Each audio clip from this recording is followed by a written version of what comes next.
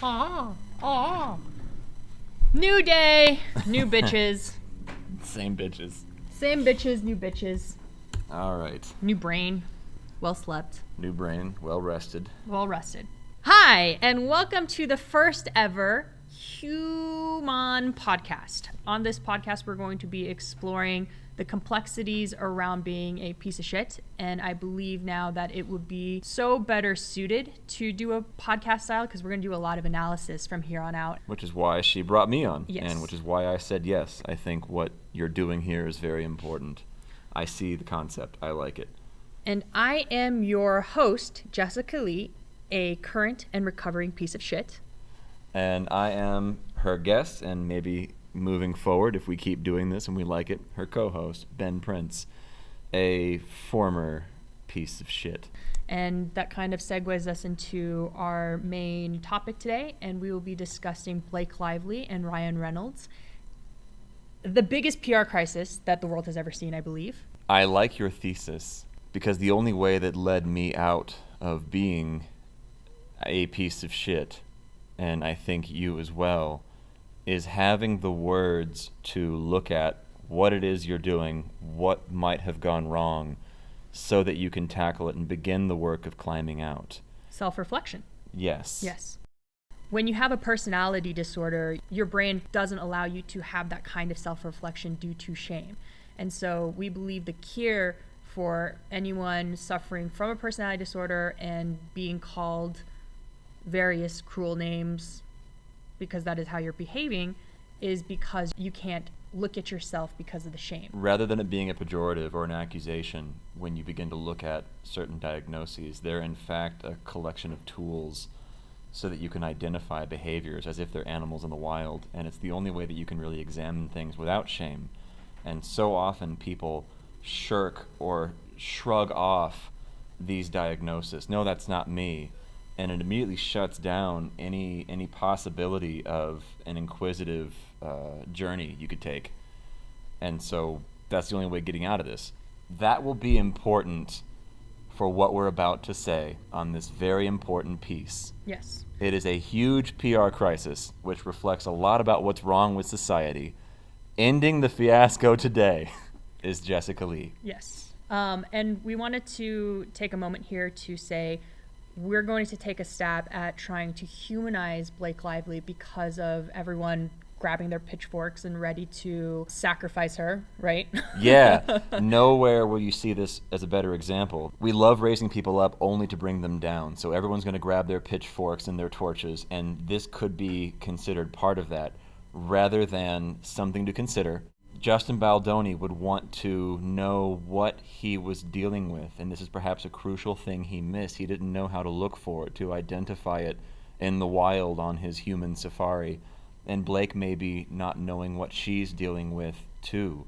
It's very difficult to face. We are proposing the possibility, and we believe very strongly this to be correct. It's important to note that she is not a medical doctor. I am not a medical doctor. We are not prescribing any actions or medications. This is someone who knows through lived experience, and it is her opinion. Our opinion. Our opinion. Yeah. I listened to her argument, and I found it beyond compelling. I think this is exactly right. And I think her ideas stand on their own. So we're going to take a stab at humanizing Blake Lively through the lens of somebody who has a personality disorder. And it's really important to emphasize that we are humanizing her. Is that the world being angry? Let's humanize her. But we're going to try to take a stab at humanizing her and not victimizing her. There's a big difference there. So that I wanted to emphasize that. Because like I was saying, what the exploration of this podcast is going to be is the complications around every human being and every life, and to label somebody and to bring somebody down because they may have cheated on their spouse or that they may have done something wrong, and just calling them a bully or whatever it is that the world tries to do, whatever we tend to do to people, marginalize them and tear them down. But we wanted to give a fair shake for her because I see a lot of human elements, and as somebody who suffers from all the disorders. Growing up with Jessica in our friend group, we all joked that she was very much like a robot or an alien whose assignment was to study and learn how to be human. What is love? Tell me about love. Yeah, no, definitely.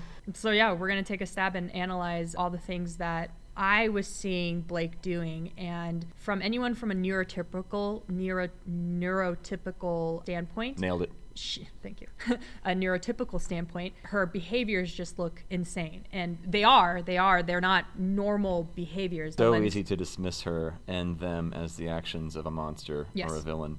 From what I've seen of your channel, the half dozen videos already, your whole message is that you can see the humanity and the understandable actions in anyone. You seem to stand with Justin that there's no such thing as evil. Yeah, we're all Team Baldoni here in that sense. Yeah. So quick disclaimer. We often knee-jerk reject this line of thinking, even just questioning it, because it's often a pejorative. It's used as an accusation. It's to shame. This is not our goal. There is no evil. It is to attempt more understanding. In compassion and empathy for somebody who may be going through something very difficult that she may not have known that she had. And it's certainly common, and it's certainly something hidden, and we're going to go through the evidence and case by case. Yep. I lied. There's one last disclaimer. We're not interested in going through this timeline beat by beat, the timeline that Justin's legal team released. For those who want to read along or they want more than what they've already gotten in the news, the main highlights that we're all fairly familiar with, the big memes, we recommend going to any site where that was leaked.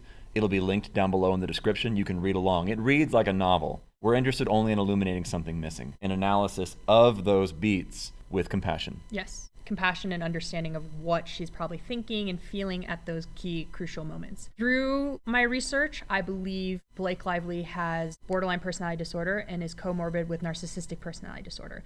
But for us to continue this analysis, we need to understand what the criteria behind borderline personality disorder is and narcissistic personality disorder. So we're going to define that briefly. Dr. K has a beautiful, beautiful video that highlights what borderline is and being in a relationship with a borderline. And we're going to summarize that briefly, but you guys can take a look at that as well because it's very educational. So let's move on to understanding a couple of the core features of BPD. The first thing to understand about BPD is that these people have difficulty with emotional regulation. So if you look at the brains of people with BPD, they actually suffer more than the average human being. You can actually do brain scans on people with BPD. You can actually study their reactions in their brain, and what you discover is something that's really interesting. So the amount of time that it takes the average person to feel a negative emotion is like, let's say, somewhere between 5 and 30 seconds. People with BPD feel negative emotions more rapidly than people with normal brains. They feel those emotions more intensely. So they feel worse faster.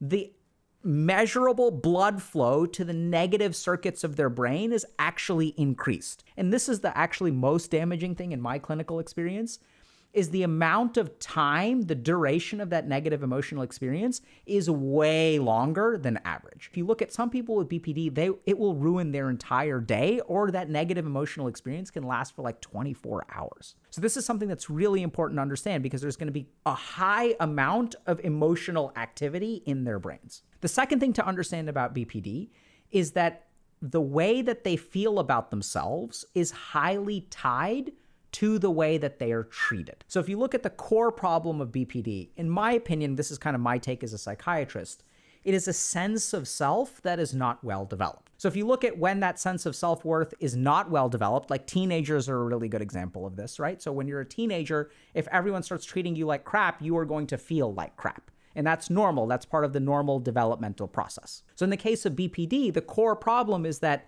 their sense of self isn't very well developed. So they're not as resilient to other people's changes. And so they become hypersensitive to the changes of other people. The third really, really core feature to understand about BPD, people with BPD have a huge fear of abandonment. And there's a very, very tight correlation between childhood trauma and the development of BPD. And chances are the nature of that trauma somehow creates a fear of abandonment within the person with BPD. We will also link that in the description as well. He's a fantastic resource. He's one of the good ones, and there are plenty of bad ones. He's one of the good ones fighting the good fight, boots on the ground. Absolutely.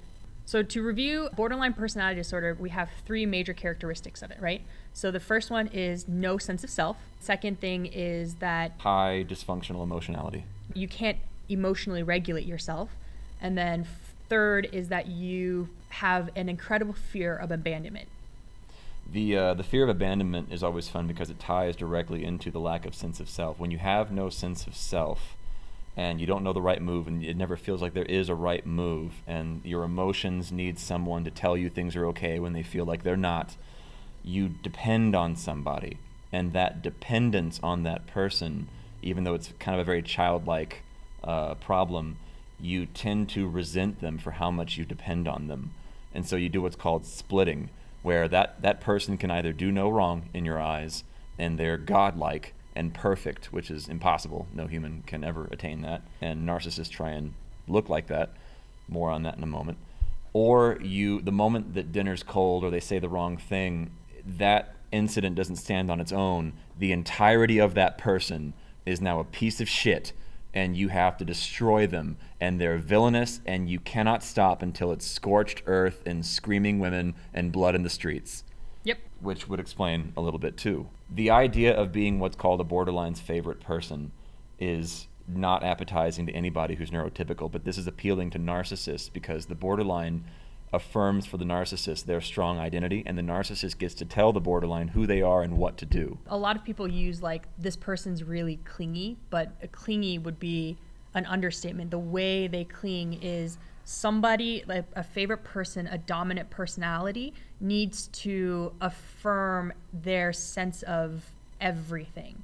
Tell me who I am, tell me what to do, give me purpose, and like live my life for me. A narcissist kind of graduates where they've decided what the image is and they need you to affirm it or they'll punish you. Tell me I'm this thing or We'll I'll get to make that. you pay. Yes. One last thing that I think is important that we're going to mention when it comes to you and I and the examples here. So part of why she invited me onto this podcast and wanted to start this is that she identifies with Blake Lively, and she has very personal, very embarrassing, revealing stories. Not just identifying. I was She was this person, her. which I think is what's important with everything you do. Whether it's a monster or a celebrity and we remove their humanity, you insert us through you into them. And it's I love what Personal you're doing anecdotes. Here.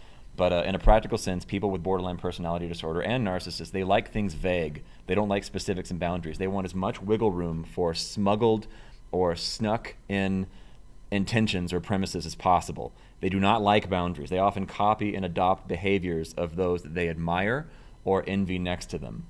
That's really these important. two things are important. That's important to understand because that comes from a lack of sense of self.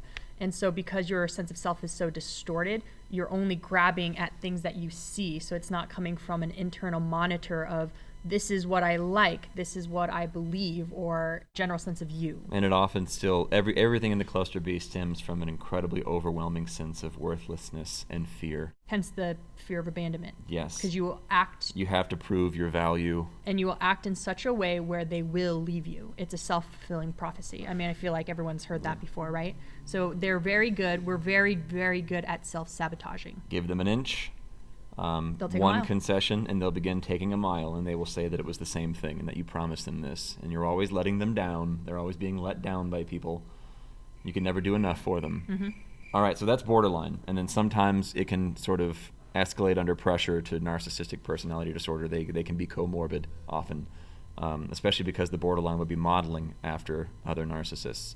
It's also important to understand if you have a lack of sense of self, because that's such a unstable feeling that you're feeling constantly, and in these waves of negative emotions that you can't really get out of. The next coping mechanism is narcissism. So you build or you grab onto an identity, a self-image. This is what I actually am, so that you can build a sense of foundation, an emotional stability, so that you can stand on firmer ground. And so that's when you kind of graduate to that next cluster. Then you just further move on to like It's ASD. still always regulated externally by the validation Yes. of the eyes of others, which is people. why fame is so much more appealing to people with these disorders. Mm-hmm. It doesn't matter what the fame's for. Often just look at me, not anything I've accomplished that's difficult, that's worthy of admiration or being shared or spread.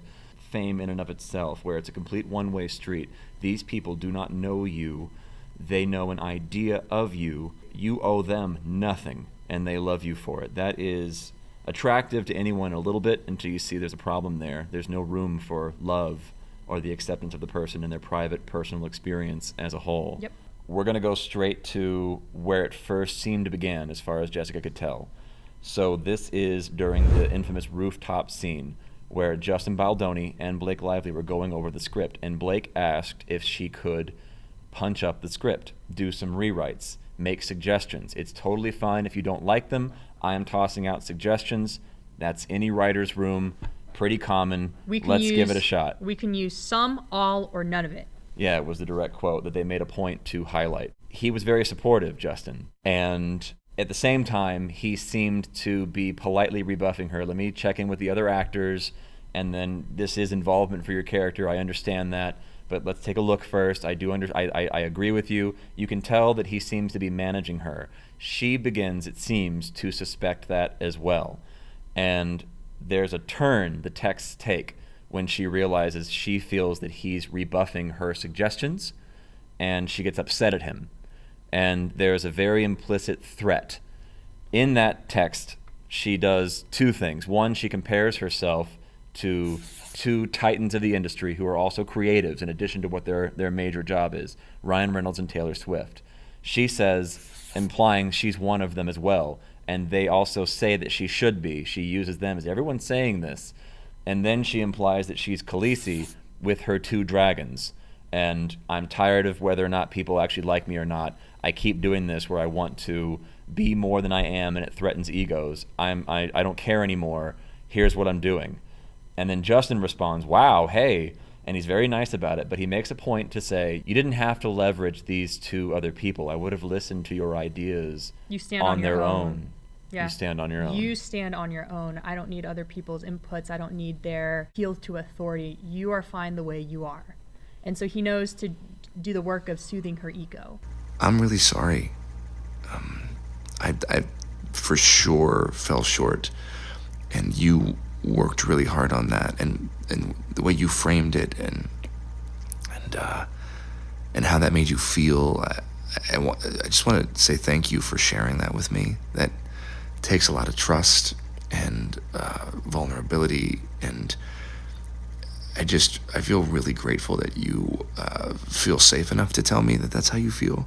We should all have friends like that, aside from the fact that they're two of the most creative people on the planet. The three of you guys together is unbelievable. Talk about energy and just a force, all three of you. But I just wanted you to know that I didn't need that, because it's really good, and it's going to make the movie sing like you said. So there's the what happened, Yes. which is what you asked me for. Yes. And you want to help me and our audience and those listening whose lives this might help and or save to understand what's going on. Yes. And so it's really important to understand from this is when it started, April 7th through the 14th. So it was just a week. 2023, 24? 2023. So like we mentioned earlier, borderlines don't like boundaries.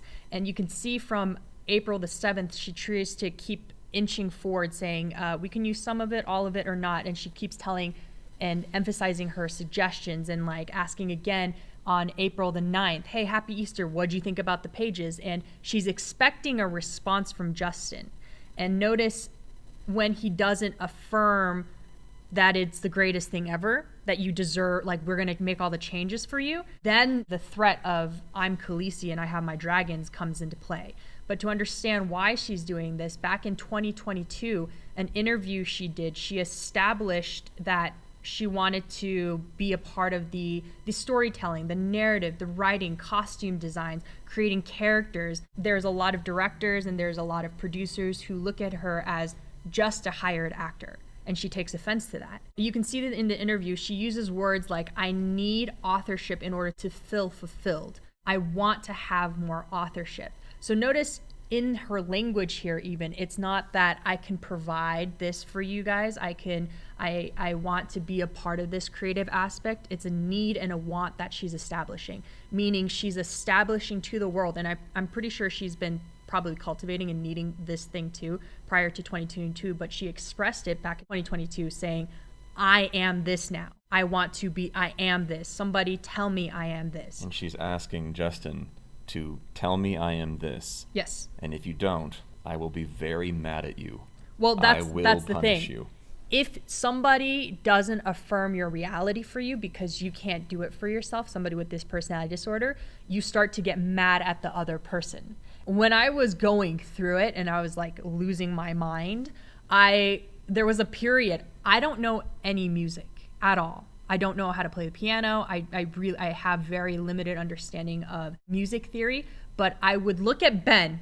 I bought a piano and I looked at Ben. She bought a very expensive mixing sound piano. Like a pro piano. I'm staring at it right now. It's over there. I'll take a picture and then you guys can see it. But I looked at Ben on like a daily basis for months and months and months. And I was like, Ben, I would make a little ditty up and I was just like, is this really good? Is this really good? Tell me this is good. I'm Yeah. like, no, it's fine. But what she was asking is it good enough to make me the next Taylor Swift? Am I going to be pro? Am I Am going I going to to be famous? A famous to which I would say, musician? no, you've never taken lessons. You don't know your own vocal range. You don't know how to read or play music. What are you talking about? And I she would punish him. Oh, my God. I would get so mad at him because it felt... My favorite moment was when you kept emailing me, what do you think of my lyrics? And they were like Tumblr poems. And I was like, lyrics have music. These are just weird little poems. Not weird, but like, these are poems. Put them to music, and I can't wait. Keep going. But she'd check in with every step and need you to be like, you're going to be a megastar. Yeah. Drop everything. This is the greatest thing This I've ever is what heard. we're doing now. But what I was asking him for him to do for me was telling me that I had a natural gift and that if you try hard enough, you can do anything you want to, because I had no belief in myself at all for anything. And so I would just glom to music or glom to anything that would make me feel, the term that she uses, fulfilled, right? These ideas give us comfort, and they sort of compensate, and in this case, in the disorders, wildly overcompensate these feelings of worthlessness, the fear of losing potency or relevance. The funny thing I want to mention is when I was researching on Justin Baldoni, there was a podcast he did where he was telling his audience members that he felt like an imposter, that he always feels like an imposter, and that everyone goes through this process of feeling like an imposter. And when I was listening to that, I laughed because when I was researching, I was like, oh, you guys feel like imposters, but we're actual imposters. The fact of the matter is we are lying to ourselves and we just don't know it. But we start to overextend our abilities because we need that to be true in our minds. So we create this delusion and we have to hold on to an image of this is now what I am, because our sense of self is so fragile and that it's always so shaky. And we hate feeling, I mean, like anyone does, but if you look at anyone with borderline personality disorder, our brain scans, we feel negative emotions more and for a longer duration. And when we feel the negative emotion, we usually can't get out of it and we hold on to that emotion. Dr. K says up to 24 hours, but I can feel it for weeks on end if I like really fall into that hole of that thought process and that feeling. That's why it's crucial to get a therapist to talk through your emotional state, because you can't do it yourself. You can't get out of that. You can't make yourself feel better. Well, no one likes being dismissed. It's just that it doesn't fit here. And it becomes a rejection of you in your entirety. It's not that this doesn't work here and we're all pitching ideas like a collaborative writer's room kind of thing, and the suggestion, oh, thank you for the suggestion, but I'll go with this. I think this works. It's that your idea, and therefore you, is better than my idea, and therefore all of me. And this is a recipe for resentment. Mm-hmm. I know people who there'll be a whole thing over something as small as a suggestion they will make that you should try at a restaurant over dinner. And if you're not feeling the chocolate cake, because you don't want chocolate cake, they will just narrow their eyes at you, and you're punished for the next day or two because their idea was stupid, and therefore they are stupid. Mm-hmm. Instead of, it's clearly a perfectly fine suggestion, it just doesn't work here for me. Yeah. That's it. It's just, that's all. Yeah. It's the rejection of your entire identity, because you're placing your entire identity on that. And you have a lack of sense of self, so you don't really know who you are. Creates that whole borderline emotionality, because when you chastise or even criticize in any way, rather than, I think maybe you had too much to drink at that party last night, says the friend in good confidence with you in good standing, and maybe you said some things that you could regret, or maybe you should apologize to that person. It's no, nuh-uh, no. And narcissists have this too, because they can't face that action. They cannot take ownership or responsibility because it implies a cascading domino effect that all of them is bad. That's important moving forward. The inability to take responsibility. You can't do it when you have a personality disorder. And the continuation of escalation. The thing with responsibility is that you have to know your emotional state, your intentions of what actions were created because of that. But if you don't know who you are, what you're feeling, how you're thinking, you're rejecting yourself constantly, you can't really reflect on your behaviors because, oh, I didn't like that one. That's not me. You can do that with this disorder. Borderlines and narcissists also have a hard time just asking for their desire because it's hard for them to even sort of accept their desire. So what we're noticing here is that Blake has these driving needs for authorship when it wasn't what she was signed on for. It starts unofficial, and then she signs on, and then it toes lines, and then when she expects it and it doesn't fly, there is now anger due to the expectation or the entitlement. Yep. She's aware of this pattern of needing to create, to stand shoulder to shoulder with her partner and friend as more than, quote, just an actress, which is still a substantial involvement in bringing a character to life, but yet with no responsibility. It's all power, no responsibility. It's a need, a want. It's many people who want to be a writer, and you talk to them a little bit, and it's just they just want to have written a book and be a writer rather than being a writer and writing a book, the ownership. The enjoyment of the actual craft. Yes. Remember, they don't like boundaries, and Yes. they will ask for a small thing, and they will tell you later that the thing you gave them was because they asked for this other thing, and now they've perceived that you've taken that away. Another thing that is really important with the lack of sense of self, because there's nothing internal that you're looking at, and so you can't better yourself, understand, and reflect from past behaviors, everything is external.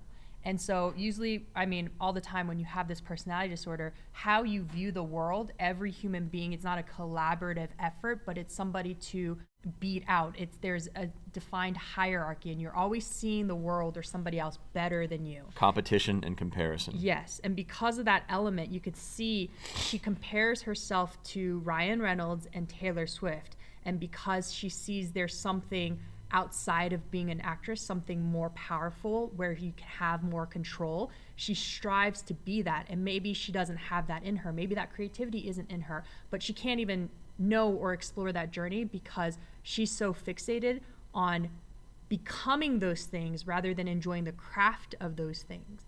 And so she has to curate an image and like the world needs to tell her she is that. This could be motivated if your entire identity and therefore what you think external value is in your beauty and therefore your youth as an actress. Like, I'm not going to be Meryl Streep. Yeah. And as that wanes, you will look for an increased drive to have that next lily pad to jump to. And there's nothing wrong with what I said earlier when I said she's doing this and needing authorship. But even if that's a narcissistic thing, ask for it up front and own it. And now you're sympathetic and likable. But you can't do that. She doesn't ask up front. No, you can't do that. There was no agreement. It was unofficial. But you soft can't, boundaries. Right, but you can't do that because Right. she doesn't even know what the desire or the ask is. Like I was saying, Well, she knows what the desire is, but she knows not to ask for it and have it signed up front because then they may say no, and that rejection would be too much. You get the yes and the foot in the door. Well, here's this. And then you just slowly encroach. When I said we are imposters because we don't know what it is that we can actually do, so we tend to we overextend all the time. She doesn't know what she can do, and so she tests the boundaries to see if it was good writing. You know, tell me this was good. Okay, then I am this now. But this is what she does. She is very good about articulating. It's apparent here what she wants. She needs this thing for herself. I want to be seen as a creative. Yeah. And more than this. just an actress. Yes, I'm more than this. And if you don't believe me, here's relevant exposition from 2022, taken from an interview a year earlier. So she's aware. I want to make a mention of something really that funny. last sentence is... And something self-reflective and kind of showing you off the cusp what the borderline, what disorders thinking and disorder feelings I are like. identify with her too. And it's we did this cut, and I mentioned this before the 2022 interview, and he's redoing this right now. But the moment he started, I felt a shot of anger because it felt like a rejection of my idea, which is then a rejection of me. Does that make sense? Yeah. Because now it's a comparative thing, because you're better than me at this, and then I'm angry because now I'm less than. So many layers. It's very meta because my butthole just tightened even though you're very self-aware and talking about it. Yeah, but I felt a shot of anger and like, I suck at this, or like, like he's better than me. But that's what we wrestle with on like a daily basis. Why don't you read that quote? Well, I can't read out loud. No, it's not about reading. It's good that it comes in a female voice even, you know? No, it's not even about and we'll reading. put it over. I know, it's not about reading. I just wanted to highlight for the audience members, like, this is really what it looks like, and these are the feelings that you wrestle with. But honestly, if you do not know you have this disorder, you think that reality is everything, and then you start to blame them for making you feel this way. So I think this was actually really perfect that this just happened. Yeah. So there's an actual real, like, happening right now disorderly feeling or thinking. This need for recognition. Yes, because I always feel so bad about myself. I can't, every single opportunity, because it's comparative, because we're competing against everybody, I am always either above you or below you, rather than, okay, he had a better idea here, let's move on with this. Yeah, just in this one thing, or there's so many other things I'm so grateful that people are so much better at than I am. So that's why I have to sit a lot of the times and like recognize this, and then give that emotion a name and say, okay, this is how you were feeling. And then I have to, it's called dialectical behavior therapy. And this is really important for people with borderline personality disorders, because our emotions are just so high and we feel them so immediately. And then I can't shake it off. Like, I could be shaking right now because of the adrenaline shot I got, right? And I have to like sit and calm myself down and say, okay, your emotions, this is what you are feeling, but they are irrational. This is not the reality of things. So I can't go around suddenly punishing him or being mean to him because I'm angry at him because he made me feel like I'm stupid. A sense of worthlessness and therefore no boundaries, which almost always leads to unstable personal and professional relationships. Their families are often very dysfunctional if they go on to have them. Yes. For example. Yes. You can see it just kind of trickling down. Another thing I wanted to mention with the Game of Thrones things, she's in between two whales. A shrimp between whales. Yeah. And I want to say, I know this exact feeling because I've been Blake Lively before. You wanted to be Taylor Swift. I did. You were telling us you were going to I'm be not the gonna next lie. one. Tell me I'm going to be the next one. I was just like, I didn't even need to be Taylor Swift. I was just like, I just want to be a great musician. And I didn't know any music.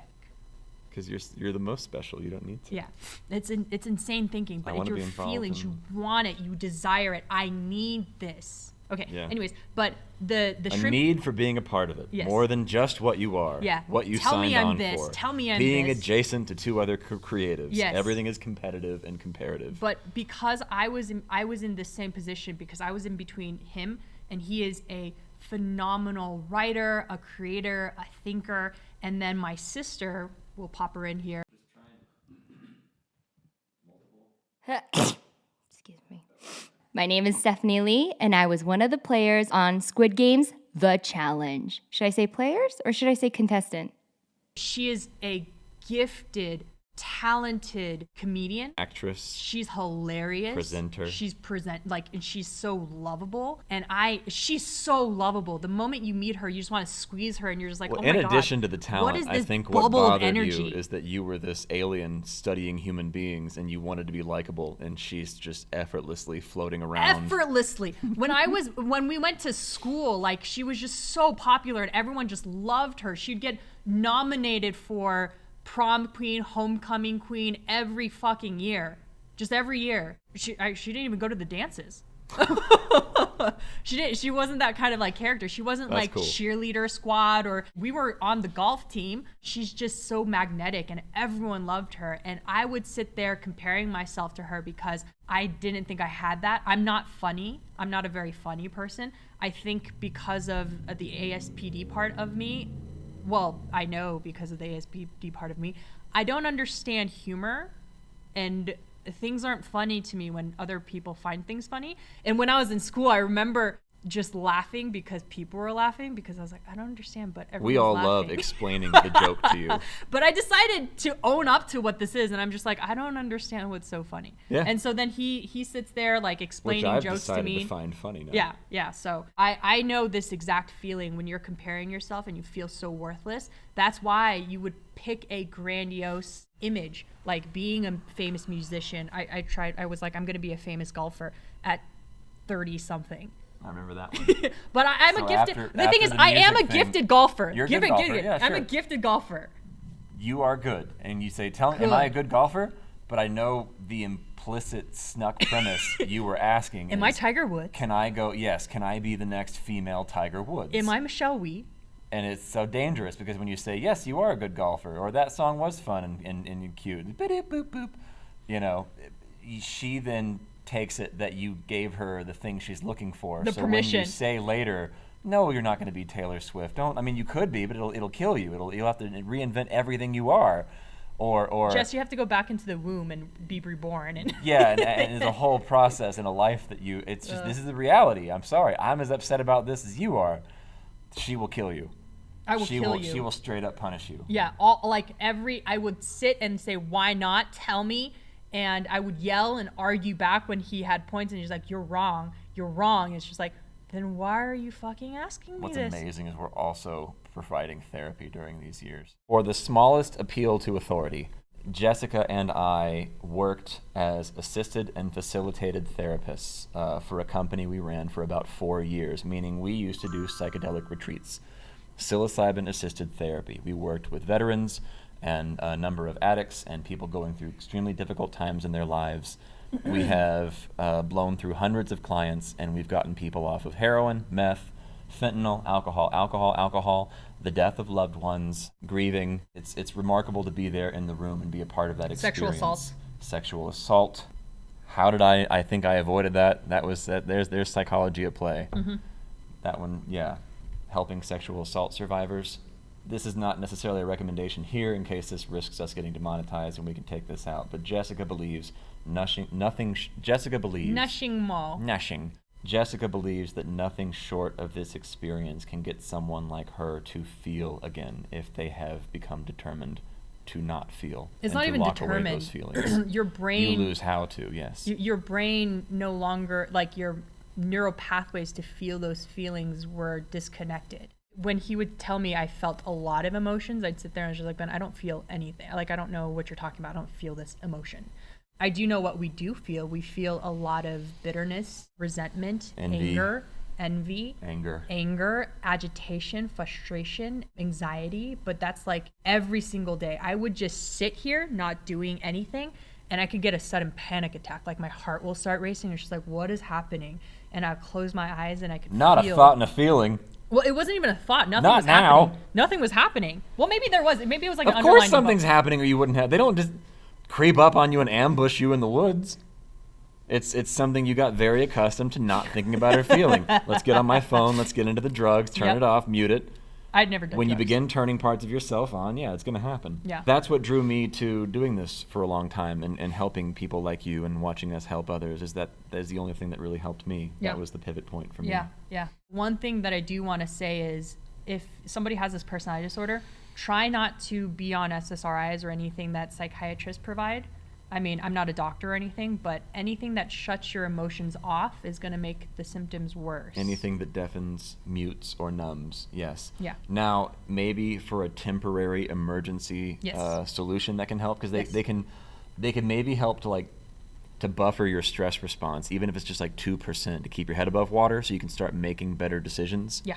Something like that, but where it's a standard thing, I wouldn't recommend it. No, but psychedelic treatments have their risks though, because it can be too much for the client. But that's a different podcast. But yes, nothing short of that is what Jessica believes. Anyways, August 9th, 2004, during a red carpet interview, Blake Lively says that Ryan Reynolds... 2024. Yes, 2024, a year later. Blake Lively said that Ryan Reynolds actually wrote the Rooftop scene and that nobody knows that.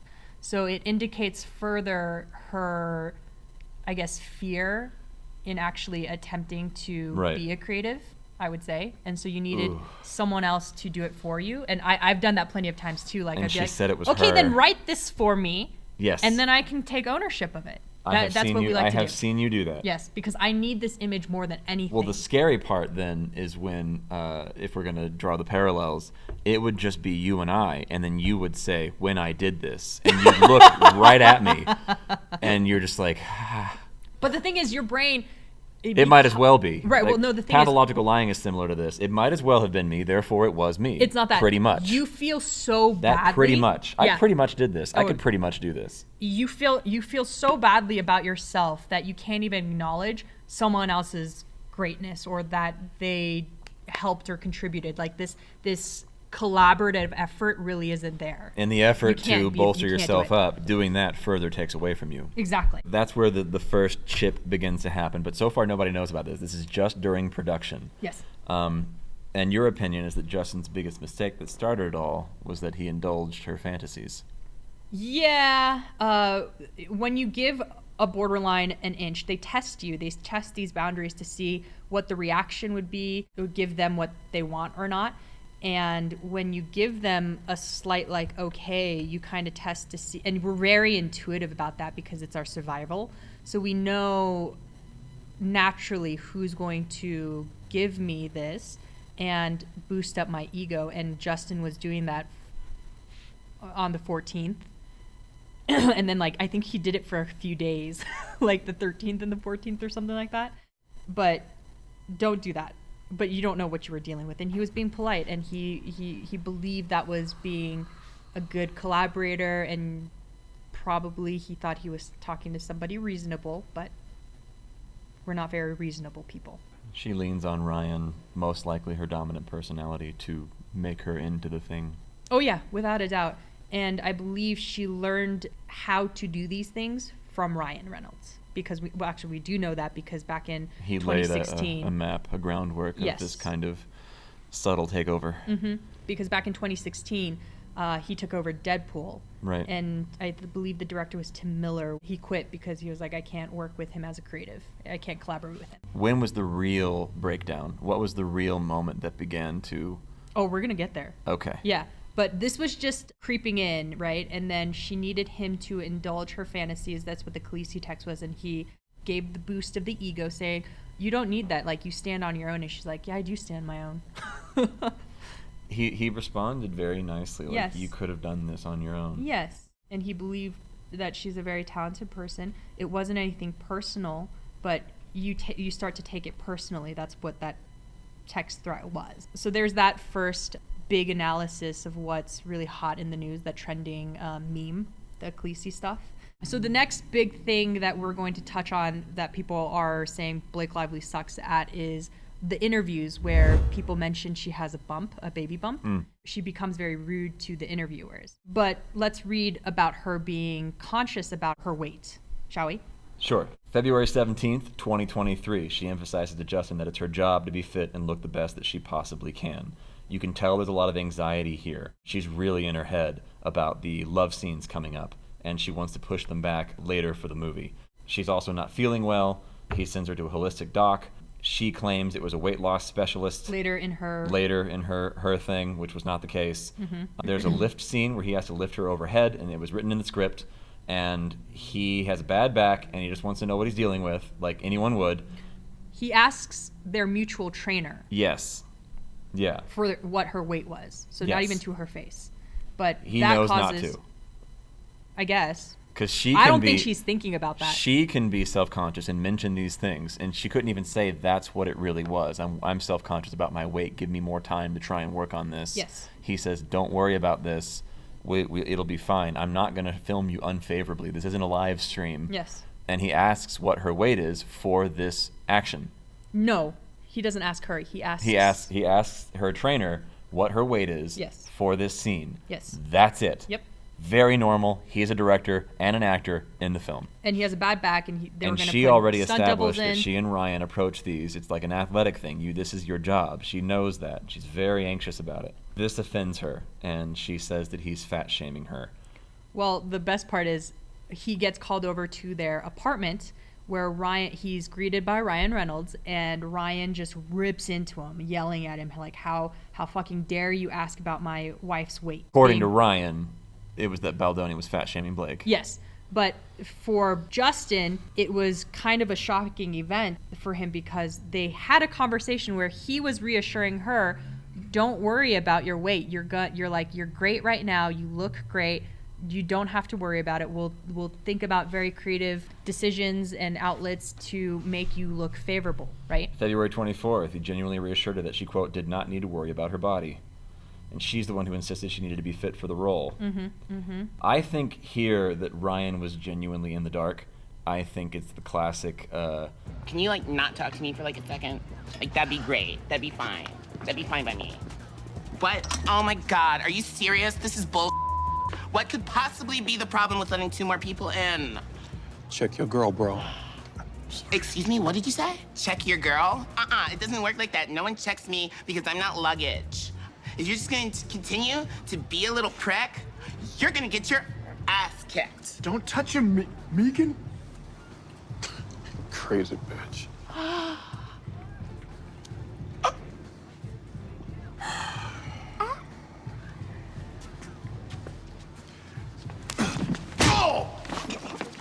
Totally love my nails right now. girlfriend, boyfriend, fuck him up! Because How dare he? she told him things and he bought it. Yep. He's like, what the fuck? Yep. And he has to Yep. okay. Yep. And I'm sure he knows does. about Blake's temperament, and how she can get. And I strongly, this is to me, this Even was if like, you know without knowing, you've been unconsciously, yeah. yeah. So But he's giving her the benefit of the doubt here. Like, this is what happened. How dare you? yes. And to me, this is a one-to-one translation of Jada, I love you. G.I. Jane 2, can't wait to see it. All right? Uh-oh, Richard. Oh, wow. Wow. But that's what you do. You go and defend your wife. That's what I think Ryan was doing. And I think this is going to help you guys a little more to understand, because I'm sure everyone watched these interviews, but if we rewatch them. First of all, congrats on your little bump. Congrats on your little bump. What about my bump? You've got two nice ones. And these. You have a baby at home, and you have a baby on the way. Congratulations. What makes you say that? The shark told me. You know you don't ever say that to a woman. You're not supposed to say that to No, a my woman? mom actually went up to someone that she hadn't seen in years. She goes, oh, congratulations, and you're so far along. Oh, no. She was like, I'm not. It's even a little bit far along. Oh, no. Yeah. That's really rough. We can see when people mention that she has a baby bump, how she reacts to that comment. And what people seem to be missing, and how could you know this if you don't have a personality disorder, she hates being pregnant, because when you're mentioning a baby bump to her, notice she's taking offense to it, because to her it sounds like you are calling her fat and ugly. That, and maybe her identity isn't placed in that, but what kind of a mother would admit that? So that's where it sort of unconsciously leaks out when repressed. Yes. For a juxtaposition, you can look at an interview taken where the exact same thing was complimented to Scarlett Johansson.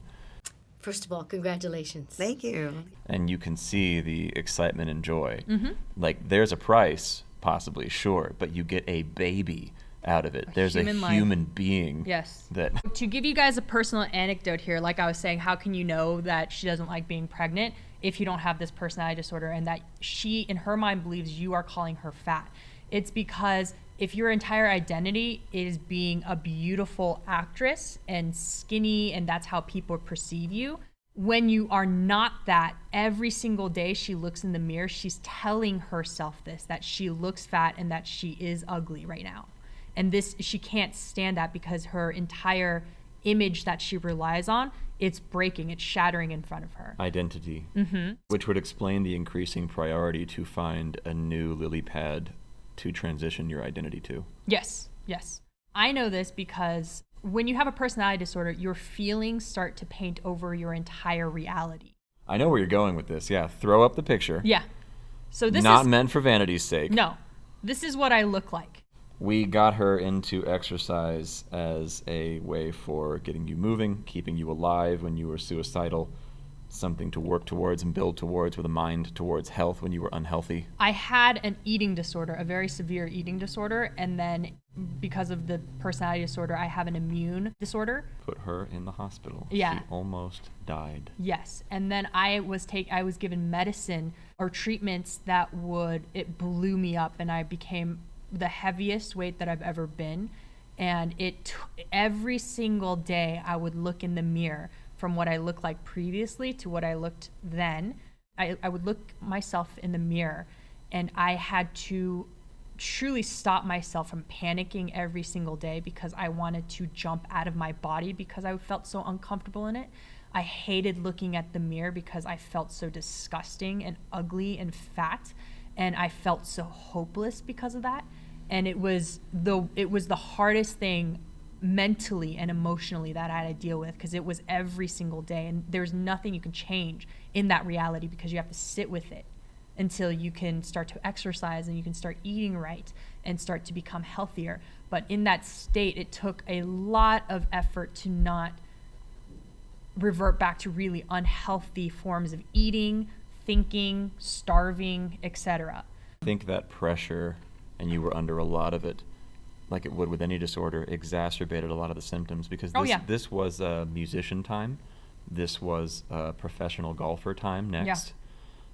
This was her wanting to be famous and her telling her therapist, I just want to be famous for doing nothing. Oh God, that was the best conversation. I was like, I know I sound insane, and I love she's the best human. She would indulge me, and she would listen to me. She'd be very understanding and empathetic, and I've never, good human. That's the thing with people with personality disorders. You don't think people will be nice to you if you tell them all these things about you.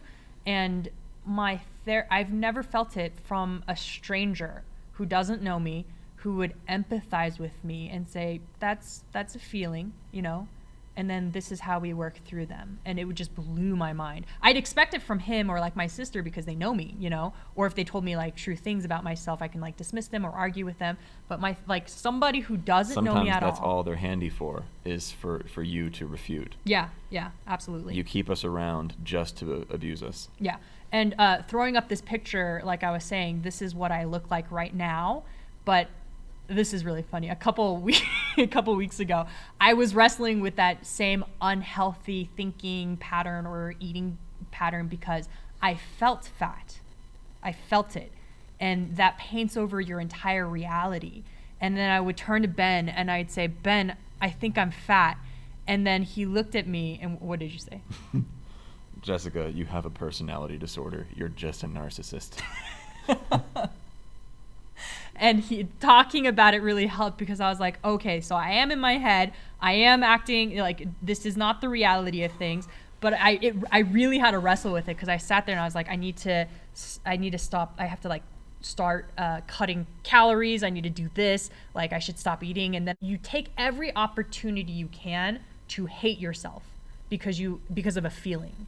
And I'm telling you, this disorder, you have to be grandiose because you always feel so badly. And you assume that that's what people are saying or really saying when they say something else entirely. Because people with this disorder often speak in subtext and smuggle things in. They assume everyone else is too, instead of just being congratulated for a baby bump. You have a baby. Yeah. People know you have a baby coming. Yes. Congratulations. You have a human being introduced Someone into this world. Someone is going to mention it. We are going to talk about it. Yes. But because she's looking at herself in the mirror and telling her that, she's just expecting everyone else to be saying those things about her. So that's my analysis on that. Yeah, she hates being pregnant. Yeah, which now makes sense of where that offense is coming from. And that she thinks they're being rude to her, when in reality, that's not the reality of it. This part I called the wardrobe takeover. And to understand this, I went on to ChatGPT and I asked, what is Blake Lively's public image? And what ChatGPT came up with was she's Hollywood's golden girl. She's a fashion icon. She's the perfect wife and mom, private and classy, talented but selective with the movies that she I love chooses. how often you talk to ChatGPT to help help you explain things. Yes. She's not stupid by any means, but she's very self-conscious of looking stupid, so it's hard for her to have anyone teach her anything, even in a classroom setting. So ChatGPT is like her best friend. It's like two robot aliens interacting. Yeah, I asked it about a lot of feelings and emotions. Like, I've seen you do it. I walk by and I What look is over this your shoulder. emotion? Tell me about love. I've actually asked. I was like, "What is love?" No, you have Yeah, I not. was like, "Can you explain what love is?" Like, Jessica. because sometimes I can't feel things, and I'm like, "What is the definition of it?" So I can like try to identify. I love it. Yeah, that's just what I do. It is what you do. What are you gonna what can you do? I'm trying here. Yeah, I know. I'm not gonna. I'm trying to That's understand. your whole theme. That's your whole thesis. Yeah. I if admire I don't it. know something, I'm going thirsty. to. Yeah, it's true. But it's really important for anyone with this disorder to know what it is so that you can identify it so that you can get better, because you can. Healed people can heal people. And that's a strong message that I believe. I love your catchphrase. Hurt people hurt people, but healed people heal people. You actually gave it to me. I did not. You did. You You gave it totally to me. did. Keep that in mind. This is what her image is, her public image, and she knows this is her public image. Fashion icon. So during production, the original budget for wardrobe was $185,000, and they'd spent $615,000 already, and they were over budget because they had to reshop for everything after Blake's creative changes. So they were already like almost $500K over budget, and that can happen sometimes too. But wardrobe just gets to sort of replenish the card, and you get some of it back. But the thing is, that $615K budget was only spent for Blake and Justin. The budget will balance back out to $165K once items are returned, is what they hope for. 185. 185, yeah. And the line producer writing this email is in a panic. Like, I've never seen wardrobe go this over budget before. A character who works at this should not have $10,000. But jeans. Notice the most important thing You get to it. note is that it was from Blake Lively's creative changes. So she was making wardrobe decisions. Not entirely uncommon for an actor to do to make the character come to life. I don't know Maybe it's anything not. about the Maybe it's industry, not but- what the director or the writer were hoping for. Maybe it's slightly disrespectful and they're going their own way despite sitting on the meetings and nodding. That's a common thing with borderlines and even narcissists too. They don't tell you then and there that they disagree or they have another idea. They will sit and say, yes, I agree, absolutely, and they wait until you're gone to do the thing anyway. And it's like, just tell me. Just like communicate that. Mm-hmm. But yeah, so now they're $500,000 over budget, and it's just for Blake's wardrobe.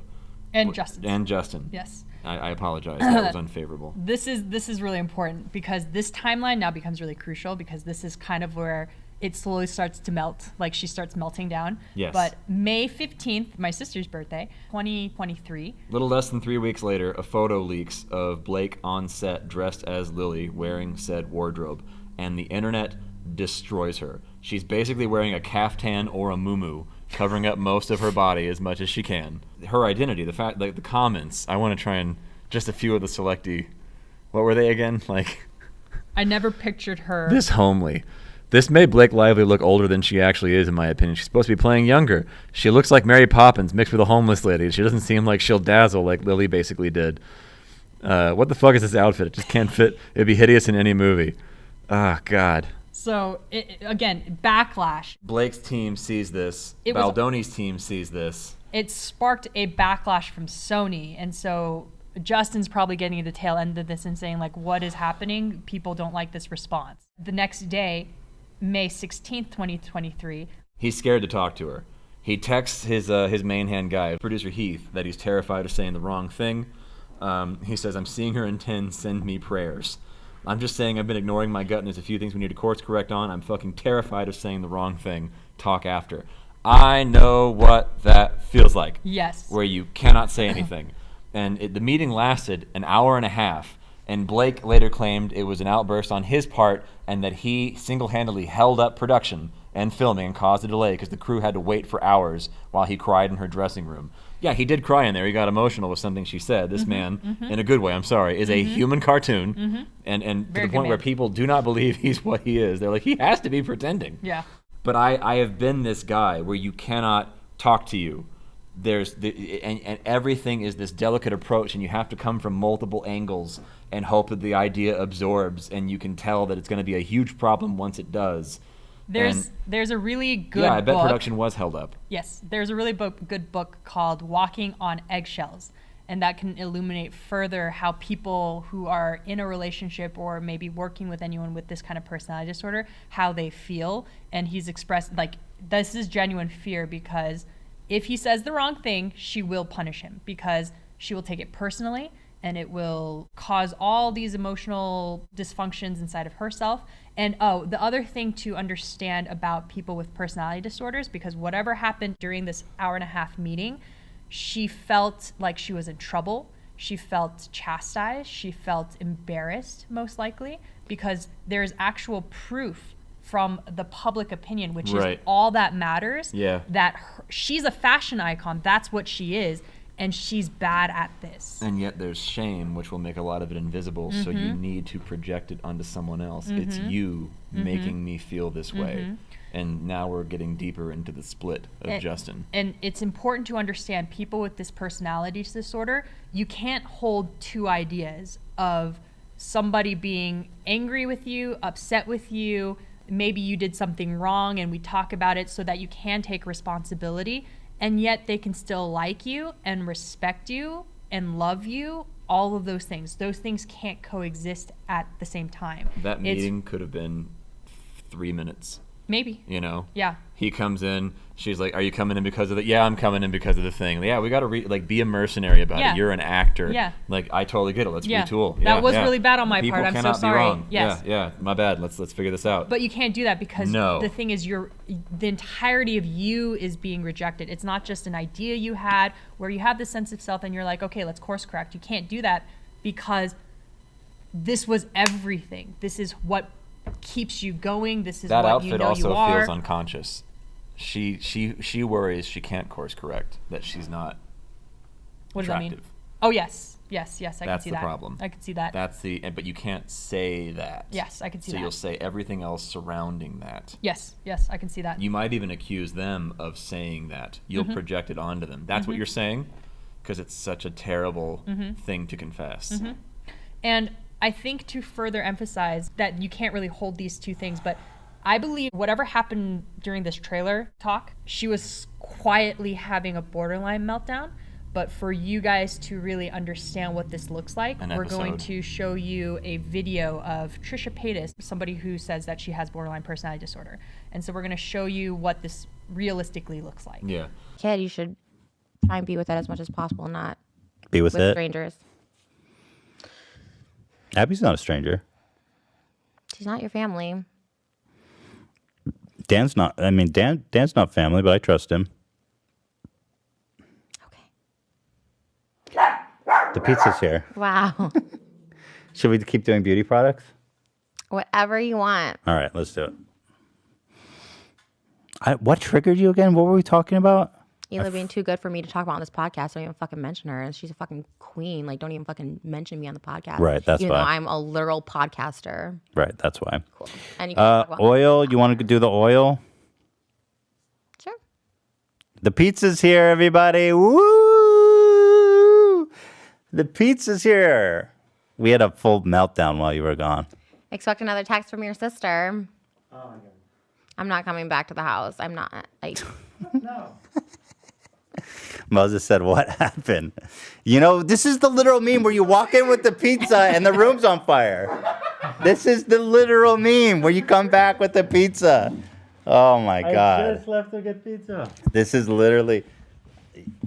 She's really upset because she was saying how Hila doesn't like her. Hila says, don't talk about me on the podcast. All I said was you should have the guest. He's like, we can't mention Hila. She doesn't want me to talk about, she's too good for a fucking podcast. Even though we were talked about, they never once consulted me at the beginning of spring. She has a fucking podcast. I brought life to the fucking H3 channel, but Hila's too fucking good to even mention her name. I said nothing bad. I said like, we should have her as a guest or whatever like that. Don't even mention Hila. She doesn't want to be talked about.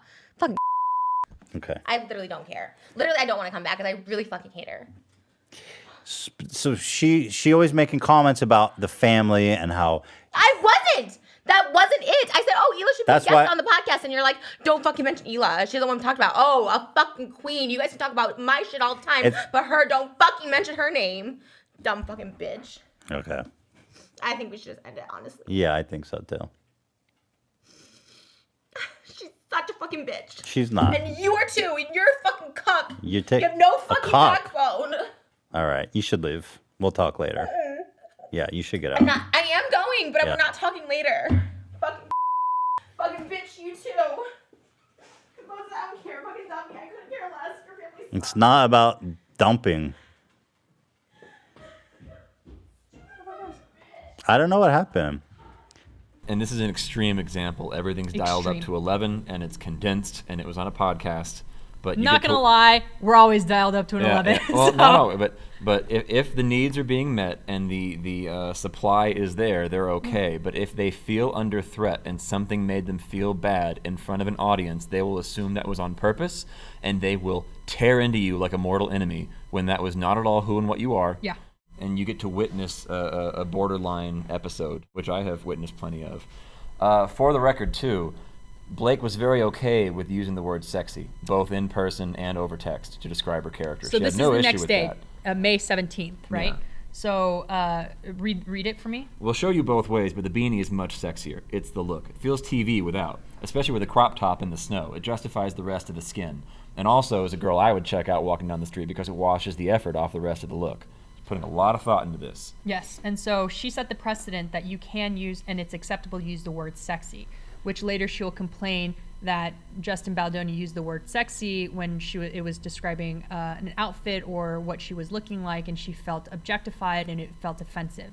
And the reason why I believe she's using the word sexy here, the next day after, 2 days after, and then after the trailer talk, is she's reasserting that dominance of the image of I'm really good at fashion. So I can, like, do you see, like, if you do the beanie like this makes the character look sexier.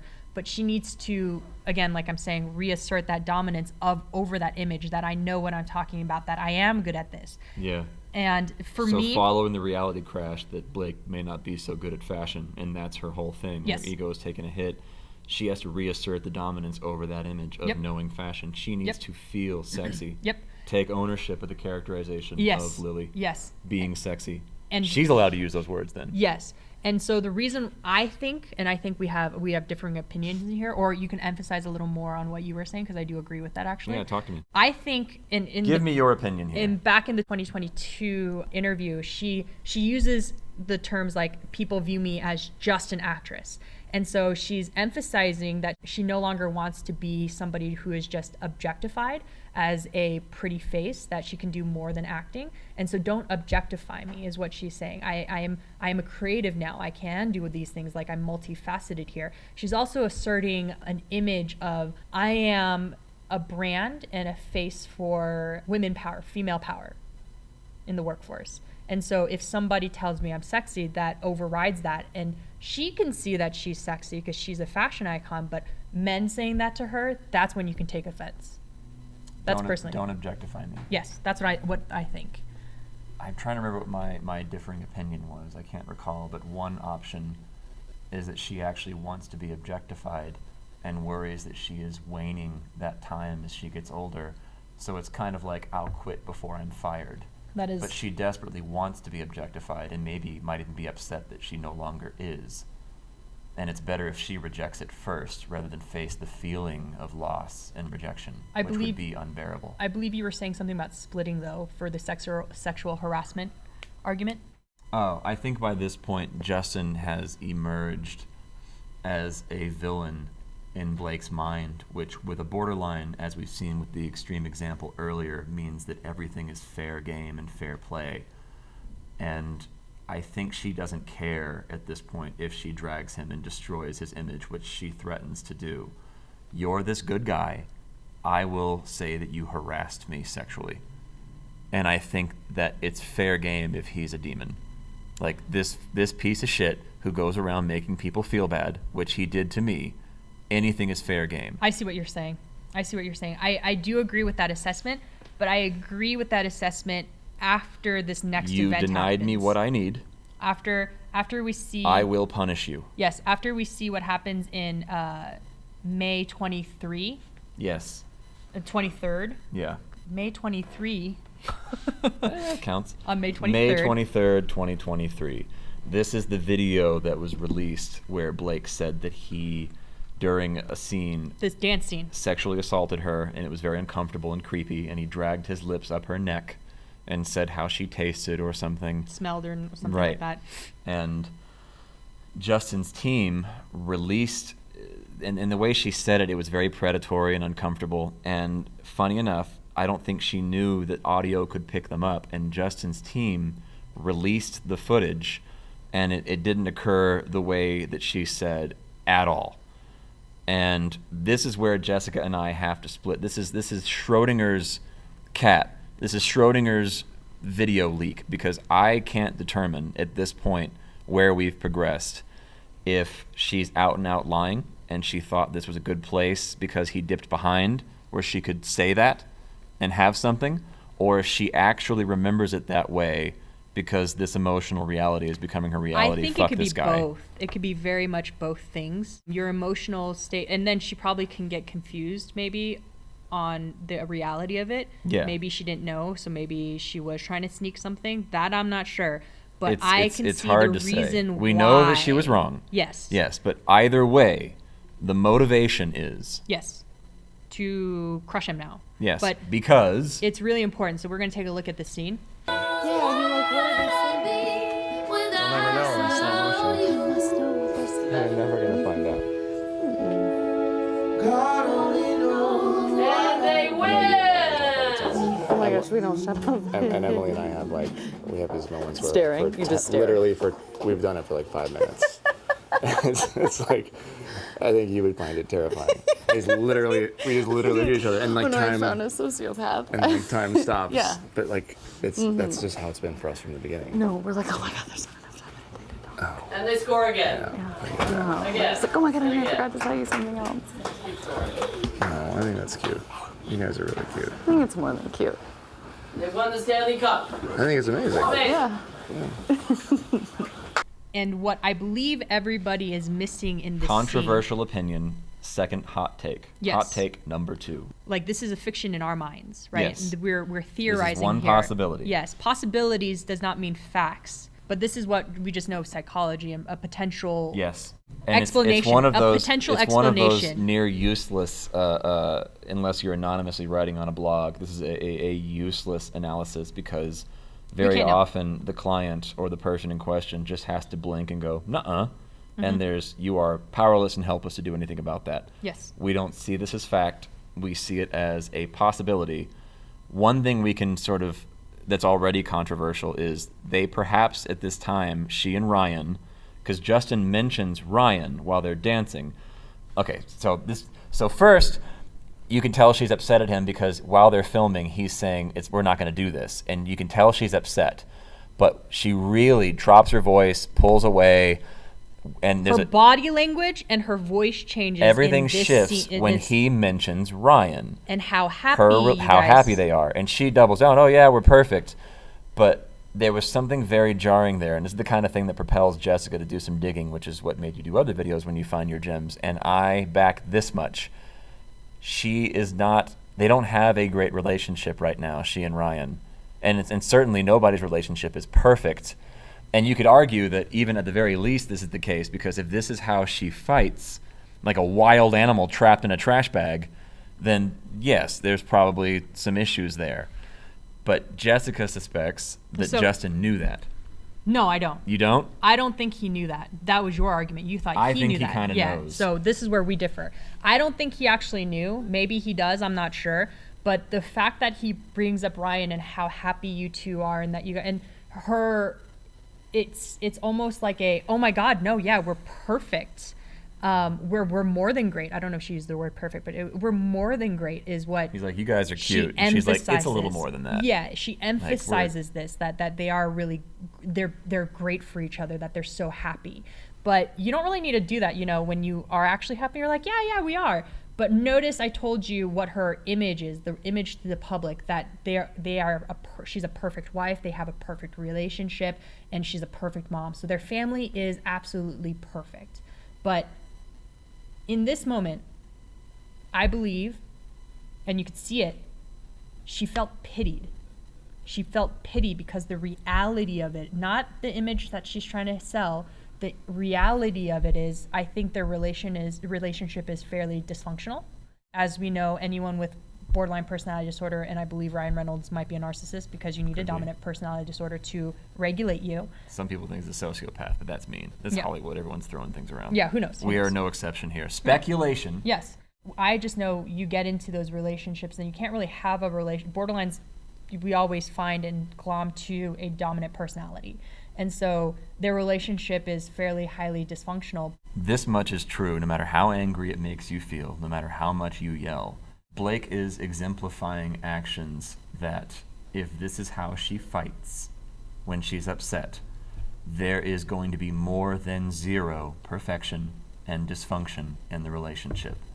At best, you either get a sort of draconian Cold War silence, an eerie silence where you cannot mention things around them or talk about them anymore, talk to them in any way, or you get knocked down, drag out, egotistical standoffs, which is a recipe for resentment. Yes. At the very least, there's that. Now, so she felt pitied because somebody might have seen through an image that isn't perfect. That isn't real. Yeah. And Justin may have known and have been using that to shut that down, or he didn't know. I also have a theory that it's projection, but the calls have to be coming from outside the house. She kind of wanted Justin to feel this way about her. She's used to people being attracted to her. And well, if you're in this kind of state and you don't feel pretty because you feel kind of fat for where you are, you're 20 pounds overweight, et cetera, you would want that external validation that I'm still very much attractive. Somebody say that I'm sexy, make me feel this feeling because I don't feel it for myself. So that's also, I agree with that assessment as well. So much of what propelled you to examine this, and it's the funny thing is, you were examining Ryan Reynolds and Blake Lively before this leaked. Anything to do with Justin Baldoni. And then when the Justin Baldoni thing happened, what kept you a long time from pulling this together, I remember you watching, is you just didn't buy Justin being a good guy. You're like, I don't buy it. I don't trust him. Yeah.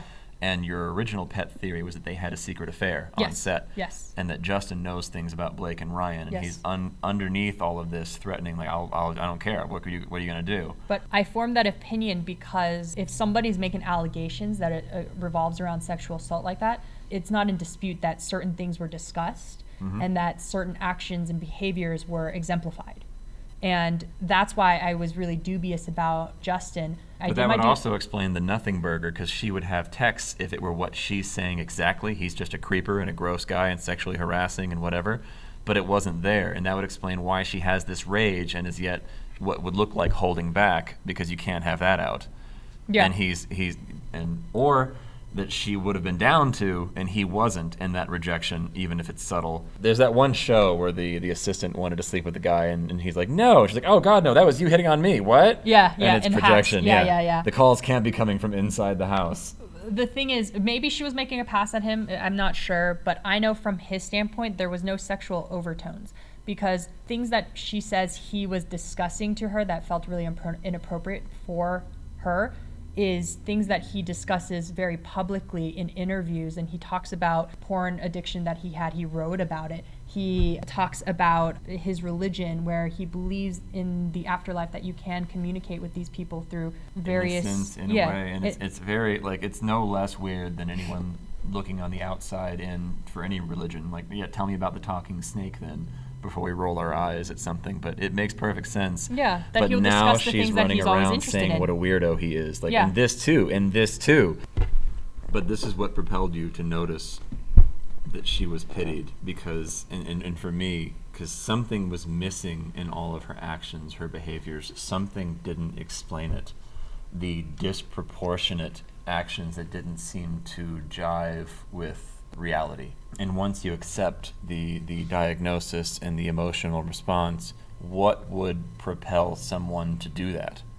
To begin the splitting, to begin this campaign? Something was missing in all of that, beyond just, oh, he's a weirdo and he sexually harassed me. Did you know he believes these things? Did you know he's weird here? I've also seen that. You'll start digging into any ad hominem attack. Did you know this? Yeah, he was into... Come on, like... That is by far the least weird thing they've discussed personally, and that she's probably had amongst friends. We're extremely petty people. Ryan Reynolds is her husband. Yeah. Once you get that angry, petty's the word used, because you're looking for anything to... You're a piece of shit. You're the weirdo. You're... A very important aspect to understand with people with personality disorders, and if you dare pity them, you're viewing them as somebody to be sorry for. The feeling that you're giving to them is that they're not perfect, and we don't have a sense of self. And if you pity us or you look down on us, it destroys our image.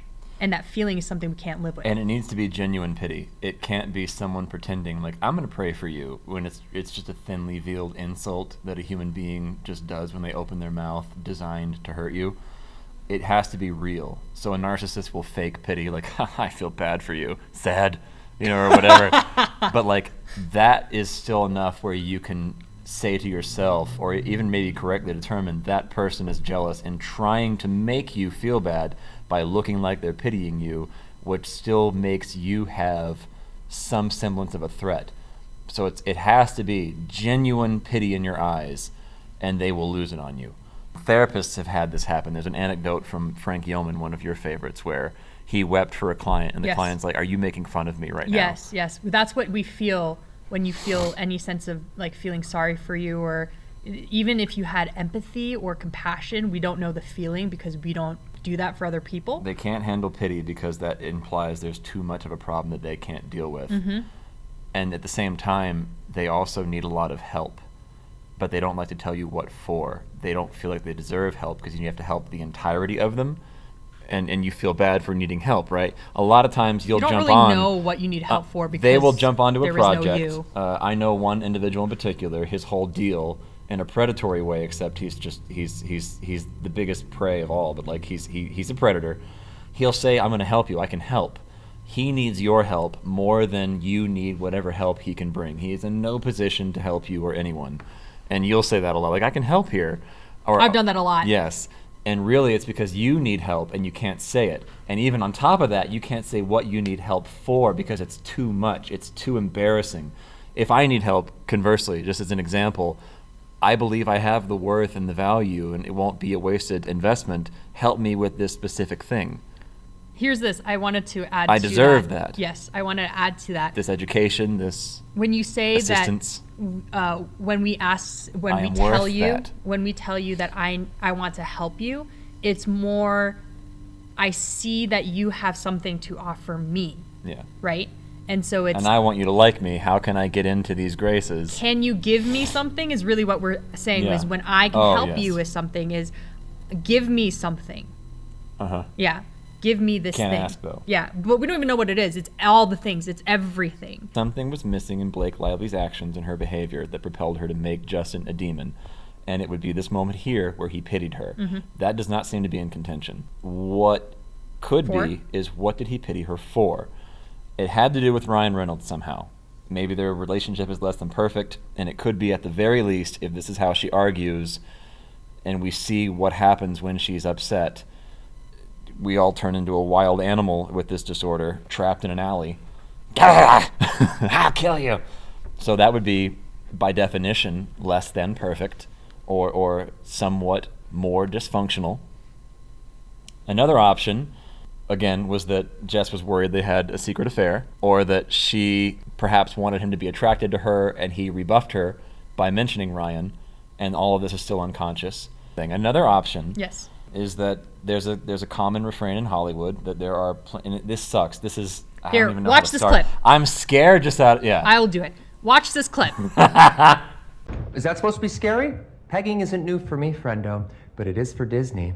I know that was just a joke, but in that movie where they fight in that car, that's just two dudes fucking in a car. Yeah, well, the pulling Deadpool, over at a park. Deadpool had so many homosexual overtones, and there's nothing wrong with being That's gay, funny. Obviously. Homoerotic humor, I get it, in a buddy cop movie or whatever. Mm-hmm. But there's just so much of it. Jessica suspected this was a creative repression leaking out. Yeah. And it began to have her looking, and then she realized this wasn't too far off.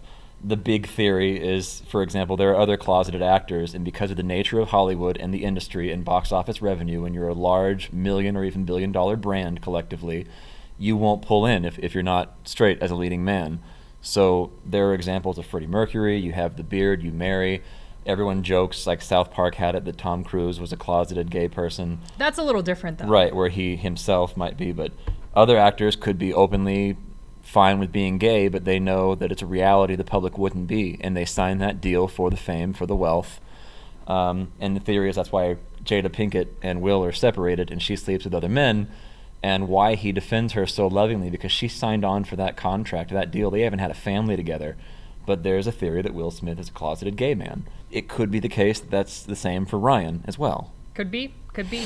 So if those things are true, then if you really think about it in Blake's position, Blake would have been the Katie Holmes. Blake would have been the who's the other one? Who's Nicole Kidman. Oh, Blake could have been the Katie Holmes, the Nicole Kidman, the Jada Pinkett Smith, and she signed on for the deal. They'll even have families. And what really sucks is because you're not getting your needs met of being loved, though it's really hard for us to understand love. That's why you sign on to deals like this, because secretly the really big fear of abandonment, that someday somebody will know about me and they always leave me, they always end up hating me, is the big fear. So it's really sad when you could maybe potentially have signed a contract where this person will never leave you. So you ultimately like ensure this relationship will be forever stable, and you have the control. Rising star, extremely wealthy. You have successful. control over the relationship. You have control over the image to the public, and it looks seemingly perfect, and yet you're not actually loved. You don't actually have the real love, the real thing. And where that they would may make be bisexual, Yeah. or even homosexual, and maybe their Yeah. relationship is open or whatever it is. But if you're not solely loved, I can see anyone melting down.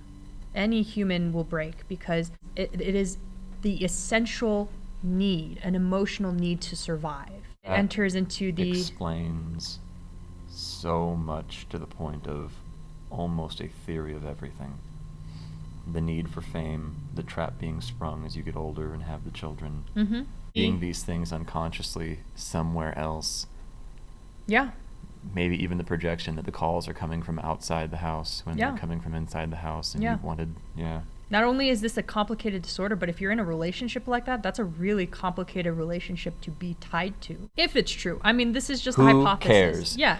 If anything, there's a lot of yelling for the public that the public just can't accept certain realities about actors and the links the actors have to go to hide that. Because the list is extensive. Like we were mentioning, people with this personality disorder, they have a need to be seen. They also have like a need to be famous, and so they gravitate towards this, to Hollywood, to fame. It to may not even that kind be of that career. kind of sociopathic, narcissistic need for fame and wanting as many people. It's a reality of just economics. You have the ability to be this actor, this brand, and people won't accept you, and it will diminish if I have to accept that. People with this personality disorder they gravitate towards this kind of career path. And the issue with this career path is the same way people assume that assholes are drawn to being police officers. There could be that one randomized who just really wants to better his community. Yes. But you're gravitated towards this kind of career path. But the issue is, because you have this personality disorder, external validation is your reality. You have to have the audience members and everybody else to affirm who you are and lift and bolster you up. And so you end up hiding parts of you to give you and sell you an image that this is what I am, which gives a feedback loop to further the symptoms and the mental illness. So it further affirms that if you shared everything, they'd hate you and lose it all. That secret festers. Yeah, the fear of abandonment. So it's really something that the audience members really need to keep in mind, that why can't we accept people for who they are? And if they happen to be gay, then in our minds he can't be a leading man, or they can't be XYZ, which is really unfortunate because they have this talent, yet they need to repress and hide from the public who they truly are. And it's a recipe for disaster, and that's what society when these things come that. under threat, it's terrible. They will do anything. You're seen as fair game for anything to destroy and make go away as an evil villain. And by the end of May, Wayfair was made aware that Blake made a call to Sony executives for the grievances about Baldoni making remarks of Blake's character being sexy, which we established was fine. Heath showing a home birth video because she has a birth scene. Which that one, he made clear was like a 30-second, like, did you want to look at it? And she was like, not now. And then she... Yeah, at best, it's like, I'm eating, yeah, you know? Yeah. Then go look at it later. Yeah. Your character is someone giving birth. But they're trying to... It never came up again. That's no, I know. Thing. Yeah. And this came at the cost of replacing the first and second AD. They were both let go. Mm-hmm. These are human beings with jobs Mm-hmm. and families and careers. But this was, again... Shit hit the fan. Yeah, shit hit the fan starting May 15th, and like her image was just being destroyed in her mind, and he wasn't bolstering it, he was tearing it down. Reality of the fans saying her outfits looked terrible was starting to really weigh on her, and I'm telling you, when you have this disorder, negative emotions last a very long time, which makes sense why she starts to make complaints on May 29th. And to really understand this disorder, I wanted to show you guys a clip of what it looks like to have trauma. And people with this personality disorder, our amygdalas are way overdeveloped, and it's always hyperactive, and it's just way out of whack. New faces can appear threatening, while positive social cues can be missed. It can be harder to negotiate new social situations and learn to trust new people. Even fun experiences like joining a new sports team can be challenging. Too much focus on potential threat cues can mean missing out on positive social cues such as a playful nudge. Or it causes an overreaction, which leads to an increased risk of conflict and sometimes violence. These reactions can increase the likelihood of generating new stressful events. It's harder to deal with everyday challenges when you feel unconfident and anxious inside. Looking at this, we can understand that we misinterpret social cues and interactions frequently. Yeah, for the sake of review, here is your second piece to be thorough as far as someone and their inclination to overreact from and a take things perceived personally. threat. Yes, to take things personally. And my therapist mentioned this to me. It's called complex PTSD, is kind of how she categorizes people with cluster B personality disorders. And if you think about what PTSD is, it's usually tied to a specific event. Our complex PTSD developed during childhood. It's just micro events that constantly shaped who we are to understand that everything is a threat. Personality disorders don't always mean that you were abused, and neglect does not always have to be overt. It's often unintentional, and it's just a byproduct of certain environmental factors. For Jessica, she and your sister, she and her sister were deeply abused children. Yes. Physically, mentally, spiritually, in this case by the mother. But with Blake, it doesn't have to be something that simple. It could just be that you were not valued for anything beyond this very specific thing that you can offer that, say, your parents or caregivers value. They don't even realize they value this thing to the exclusion. And think of like stage mothers, for example. This is not intentional. This is not abuse on the child's part, but the child would begin to adopt those same values, and that's where they would assign these values for themselves. Taken from Wikipedia at a cursory glance, we see that Blake's mother was a talent scout and her father was an actor. And following that, even, her parents and her siblings all worked in the entertainment industry. They took her along to acting classes that they both taught, her mother and father. They were acting teachers. She made her first debut at 10 years old. That's right. Her first credit at age 10 was her father's film. The Sandman in 1998. Directed by her father. And her first agent was her brother's agent. She had not even finished high school, her junior and senior year, when she was cast in the Sisterhood of the Traveling Pants. Which was popular. She's starting right away. Mm-hmm. Like it's royalty right off the bat. Mm-hmm, mm-hmm. It's really reductive to laugh about child actors or people who grew up but it will help set the tone. It will set the pace for how you view the world and yourself and the value you offer to the world. Mm-hmm. Your priorities. Well, you could see off the bat, like in high school, even she was a cheerleader, a member of the championship choir, class president. And so she's getting validated by overachieving and becoming something that people are like, oh, look at that, accolades, titles. Yeah. She's not necessarily neglected as a child. It's just that she's taught that performance gives her attention from her parents. Mm-hmm. Mm-hmm. Gathering accolades makes people like you. Mm-hmm.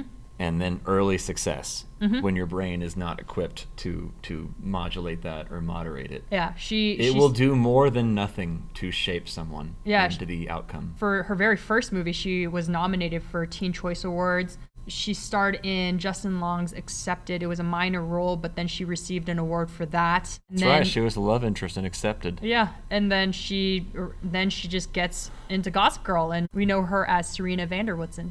Yeah, you do. You kept calling her Gossip Girl when you were researching this. Well, it's Gossip Girl. It's like I was like, this is real life Gossip Girl. I was obsessed with Gossip Girl. I don't know anything about the show. It's so good. Now we're gonna see her taking over and self-sabotaging. We do it to ourselves. we do it to ourselves. That's a saying of ours. You always assume someone's doing it to you, and it's us doing it to ourselves. We are the cause of our own suffering. And then she returns to set after being sick, and she shares her grievances. And she reveals in one of the texts that she spent the last 5 days overanalyzing and scrutinizing every major interaction and perceived slight from the previous week. She's really in her head.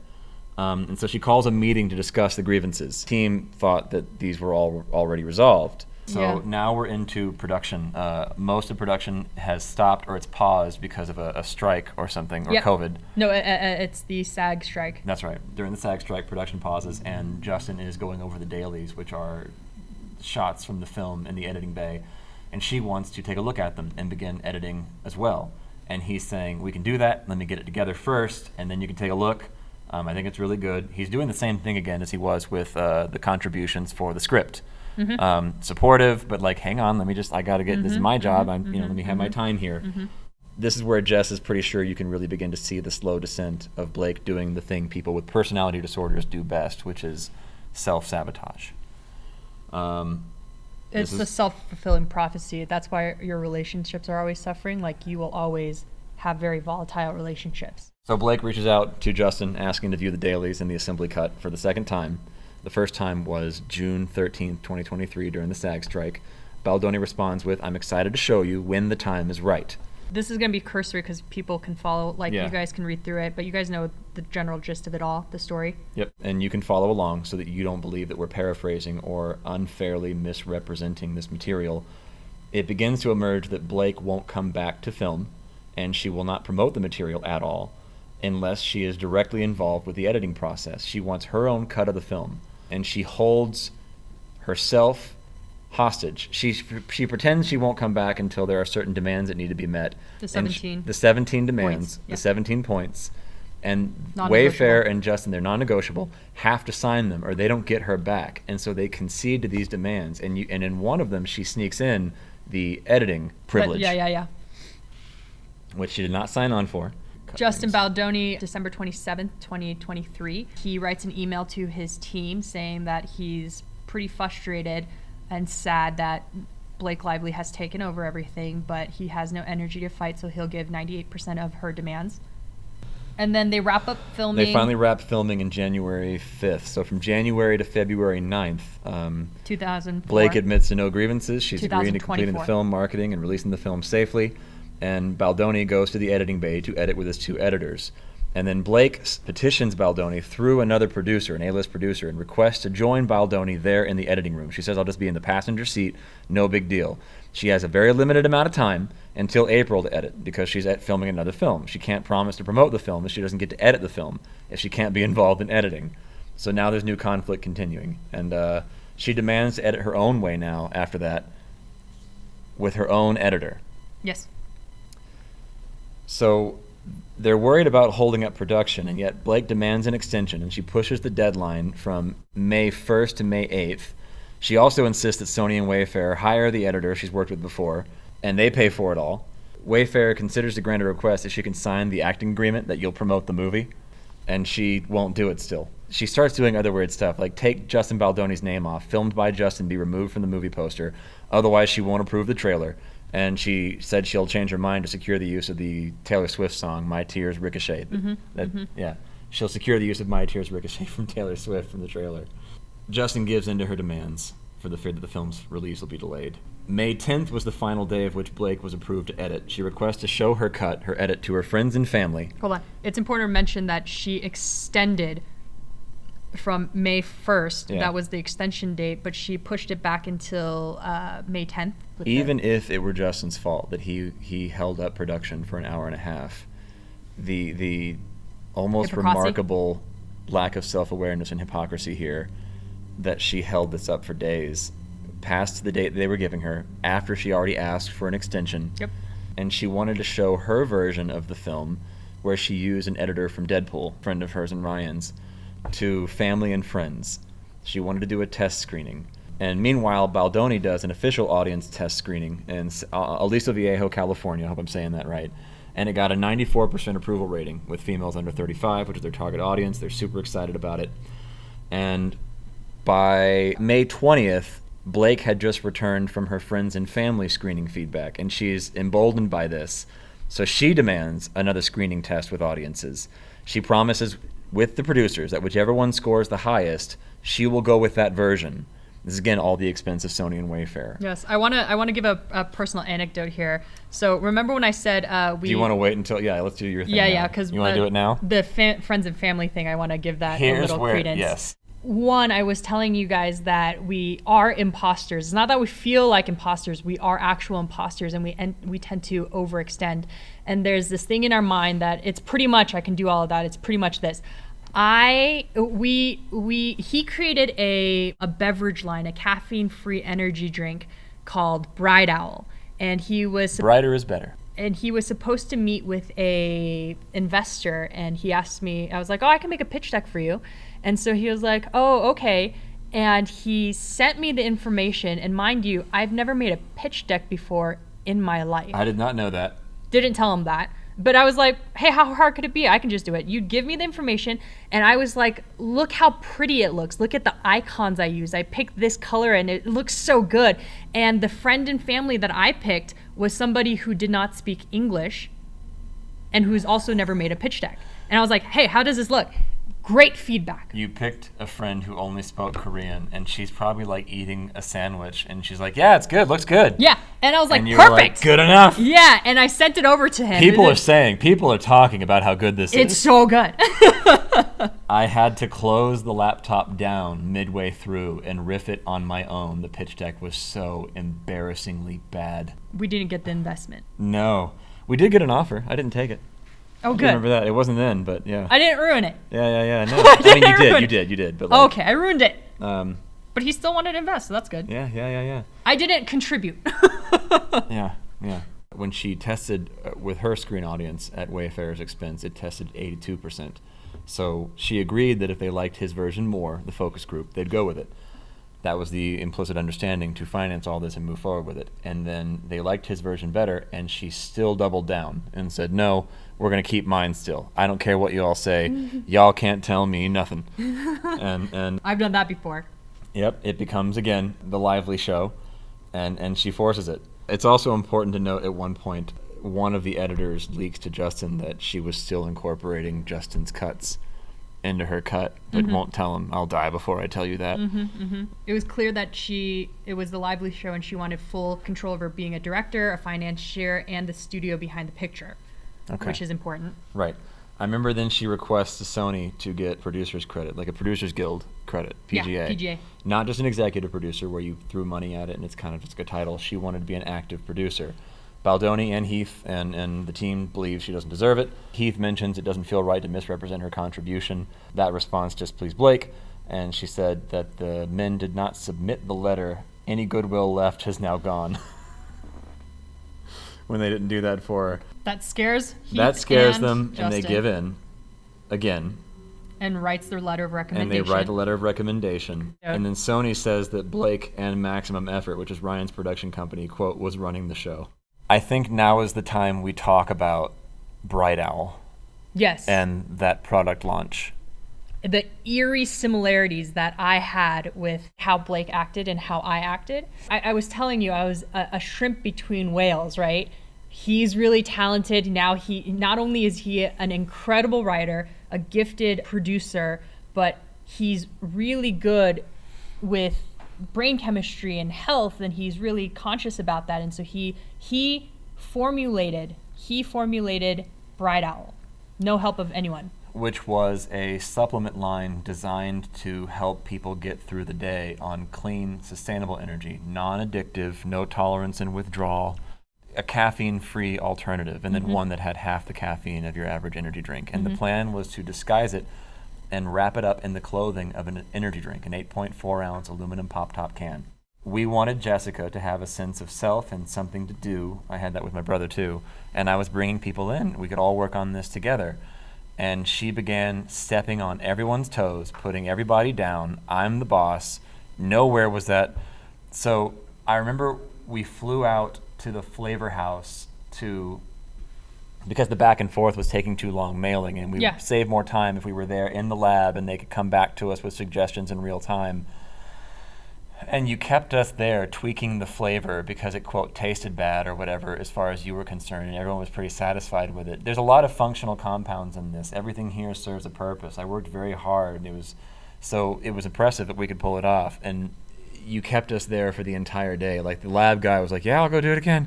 And we're all falling asleep, which was fine because that could just show an exacting nature, that you cared about the most perfect whatever.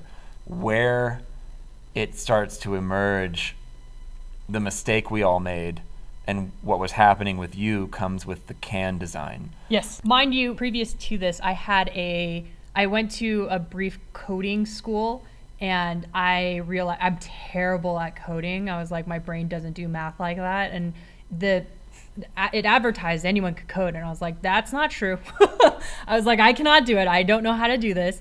But I learned graphic design through that, and I found a passion for it, and I guess a love for it, but not really. And that's how you found your way to us. That was how we originally I can help you. Hired you on. That scary word. Let me I help can help you here. Let me be a part of this. Give me a percentage and I'll, So here, let me give you. So when he first came to me with the can design, he was like, yeah, we need help tweaking the can design and maybe doing a website and all this stuff. And I was like, I can do all that. I can't do that. I can't code. That was the worst thing ever. I was like, I can make you a good UI and like design it. And the funny thing is, I looked at his can and I was like, these are bad cans. I was like, the name's bad. And so I took months. So we had to go to print for the cans. We needed the designs locked, as well as the space where we'd use to explain the product. It's new, we're introducing it. And every space matters. It's essentially a billboard at the same time because people haven't seen this before. And we needed her to do a few quick tweaks on the can redesign before we go to print. And she said, I got it, I'll do it. And we gave it to her. And she was supposed to have about a week to submit. And she took months, 3 to 4 months. And she would explain why there was some reason, something we wouldn't possibly understand. It's just really difficult. And then we would check with other people, like, no, that's all you have to do. She's like, well, they don't know what they're talking about. And then when she came back, she did not do what we asked her to do. She did not make the can changes at all. She made her own brand new can and said, let's do this one instead. And we said, well, what about the other one? And she said, well, how about we print both on your dime, and whichever one people like more, we'll go ahead and go with. And then we had to wait for her to begrudgingly and almost sabotagingly do her job for the original request and make the other one. That one tested well unanimously. Your design was good. It was very pretty, but it was you couldn't read anything on there because it's not a billboard. It's a small can. And here's this. You didn't even know the name of the product on there. Well, I changed the name. I changed everything about the design. Instead of Bright Owl, I was like, let's call it Chimpanzee. Yeah, and you just came out with that. Yeah, I had purchased the IP. There was multiple iterations of this, but and even then, when you came back with Bright Owl, you made it like a sort of coffee Whole Foods kind of drink. Yeah, and they looked good. The yellow can looked like urine. It did. I mean, we could change the color, but anyways, the funny thing is the moment you were mentioning, you guys were telling me like, hey, I need these things to be done. Like, can you change these designs? Mm-hmm. Because my self-image is so unstable and I needed to assert dominance over the image of I'm a really good graphic designer, I'm better than you, and we view the world in competitive natures. When they ask for a request to do your job, right? Mm-hmm. I would take offense to that. I took offense because I was like, stop telling me what to do. Does that make sense? Mm-mm. That doesn't make sense? Mm-mm. I can't have anyone above me, so it has to be my show. And that's why I laughed at this part when it said it became the Lively show, and she needed full creative control as a director, financier, and the studio behind the picture. That's why. But when you have a personality disorder, You butted heads and beat the shit out of everyone we were selecting to be CEO because you needed it to be I was you, just gonna say that. But you wouldn't actually ask that it should be you. well, no, it was You like, kinda, tell me I am this thing, and then I get mad Yeah. at him. Tell me I'm CEO. Like, why am I not in that position? people were fed up with you. The Oh, yeah. co-packers, Oh, the yeah. canners, they'd come to me later like, I can't fucking talk to her, Oh man. yeah, Like, the lack of sense of self really disrupts how you view the world and work relationships, because you need to feel this feeling of fulfillment. I remember you being on the phone when he was on speaker for one of them. Dude, I can't fucking deal with her. I don't know what's going on. What are you're just screaming the word shiny at me because you're like, I want the can to be shiny. I didn't know the words. I'm sorry. I know, but like learn their profession so you can tell the team, use this foil wrap here. Like it. But I didn't know it. I know, Yeah. but So we agitate you people. blamed them when the first Oh, round yeah. came I out was and like, they looked they like printed shit. wrong. They And I was printed it scared to wrong. tell you this is gonna. Yeah, they printed it wrong. No, they didn't. That was what you submitted. So I went back and I was like, this is not what I submitted. But they're like, Yes, it was. Here's the what do you record. mean? Here it is. Yeah, It- exactly. But the funny But thing I remember is, though, like we gave you a few weeks to make these changes and go to print. You took months and you came back not with that at all, your own thing. Yeah. Held us hostage to put it and print it out. If they like it more, we'll go with that one. They liked the original more, and you're just like, well, this is dumb. No. Yeah. You threw a huge thing up. Yeah. Yeah. That can made no, like we have very limited space. You have to introduce this product and explain it. Like it, and yours, So- you couldn't even read Bright Owl on the can. There was a picture of the owl. he's doing a great setup, because notice when he is talking about the can design, down to the supplements he used, the care that he put in, having an understanding that someone else is going to be drinking this beverage and it's for them, right? How are they going to first see this can? What is the labeling on this can like? Can they get the concept quickly?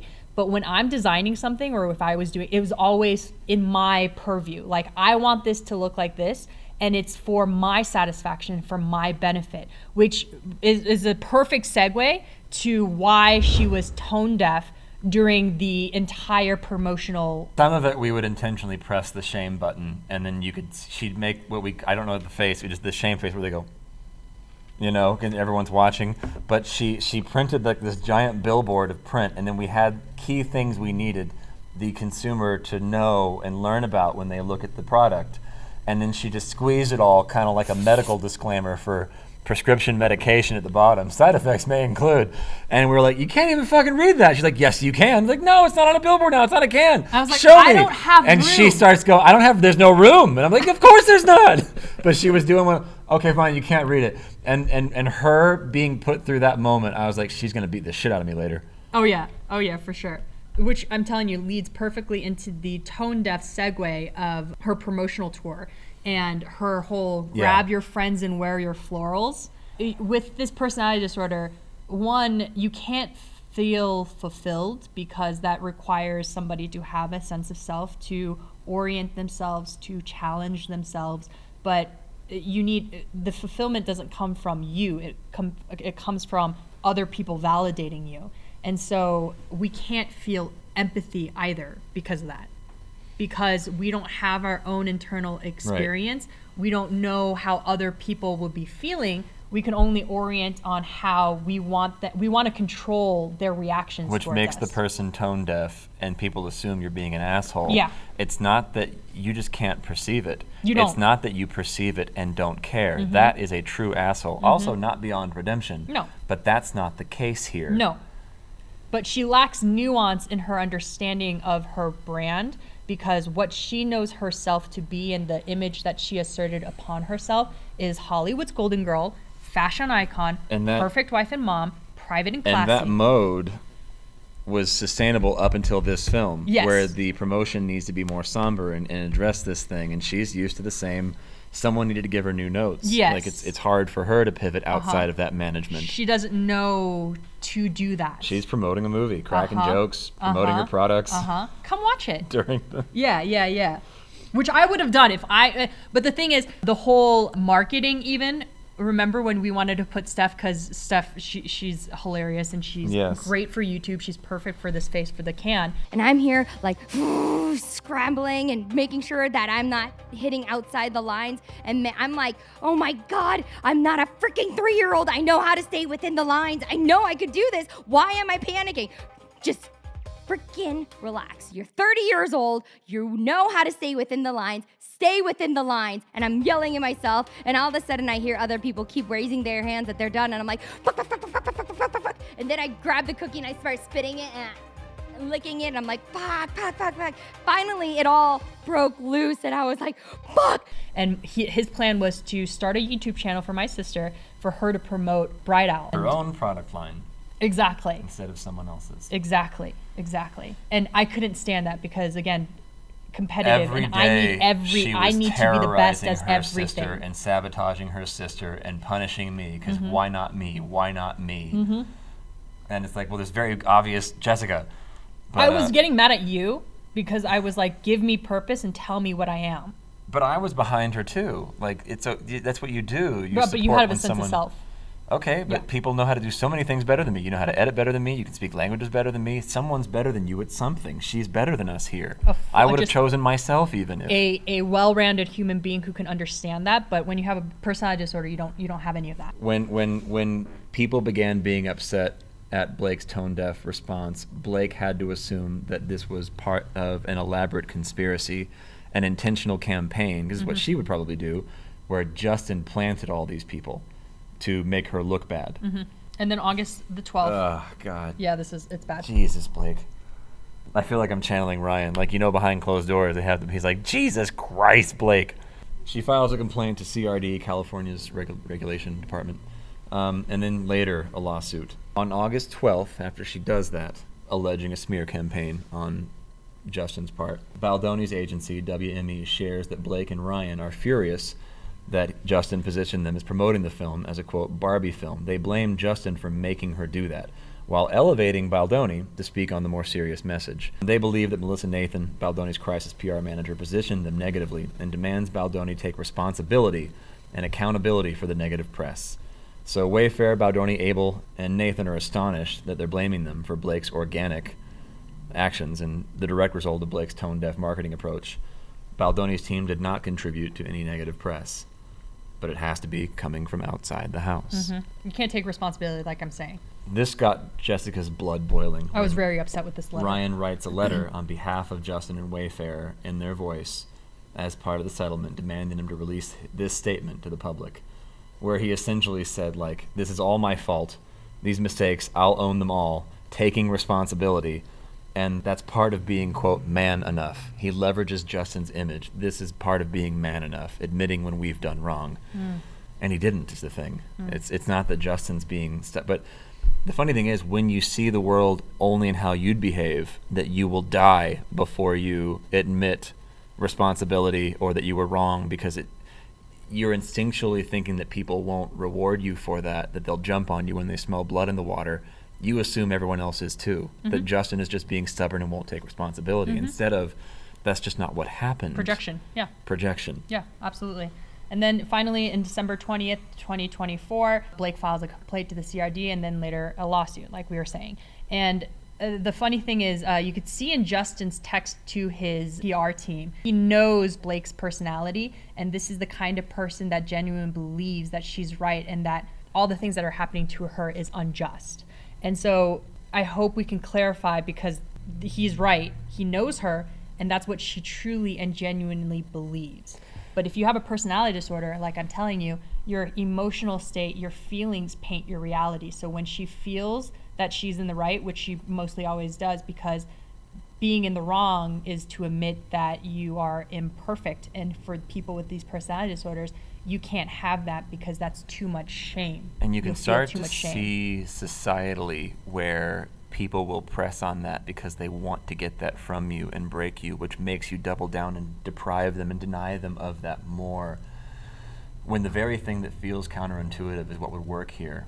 If you actually own it, I might have a problem. I'm trying to figure this out. I'm struggling. I was really not okay. To admit someone's faults, and it doesn't mean to have imperfection means to be human, but for people with these personality disorders to own that you may not be perfect. I know, because we feel like the entirety of us is always not perfect, that we strive for perfection because we feel so worthless and lacking, but it's not true. It feels really bad, and we feel those emotions more incredibly and deeply than most people do, but that overwhelming feeling starts to diminish when we can start to actually feel it and take a look at it. And it takes incredible patience for yourself and incredible understanding for yourself. Compassion. And love, which is really hard for us to feel, but this is the only way that we can start to make these changes and to heal. Justin Baldoni's thesis is that there's no such thing as evil, and he sees humanity in every action. But I don't think he saw this here. I don't think he knew what he was dealing with and what to identify, because I believe that Blake doesn't know what she's been dealing with and how to identify it. Mm-hmm. And it's so easy for everyone to say thing bad on the internet. That's what gets the clicks, it's what gets the engagement. And right now, Blake Lively and Ryan Reynolds, bad. Mm-hmm. And it's not true. It says more about our society than it does them. You're suffering from the same problem when you reduce someone, reduction of another human being, that you're accusing them of. The thing that really convinced me that Justin Baldoni is not somebody who is faking, who really believes in the message, is he was on a podcast before filming this, when I was researching him 2 weeks ago. He was on a podcast? He was on a podcast. It's probably like 3 weeks ago now, dated. But when I was looking at it, it was 2 weeks ago when it came out. But that means it was after all of this exploded. And yet he still came on the show talking about how he still does not believe in evil, that hurt people just hurt people. And he's talking about this directly to Blake Lively and Ryan Reynolds. I believe it's an act of God for Blake that she happened to wrong, and this became so public, for a man who actually believes in this message, that he doesn't believe that you're an evil person, that you're an awful person, but we just start to do, and we happen to do awful things because we're in so much pain. And he's a person who's on the camp that healed people can heal people.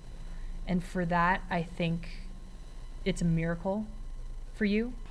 It's an act of God. It's nothing short of an act of God that Blake had this happen to and with Justin Baldoni. Anyone else, and this would have escalated, and it still runs the risk. But it is an act of God that it was Justin. Mm-hmm. You can see it through his text messages when he says that he still prays for them, and it helps ease his pain. He's not doing it dismissively like an eye roll. I know Ryan's depiction of him in the third Deadpool movie as Nice Pool.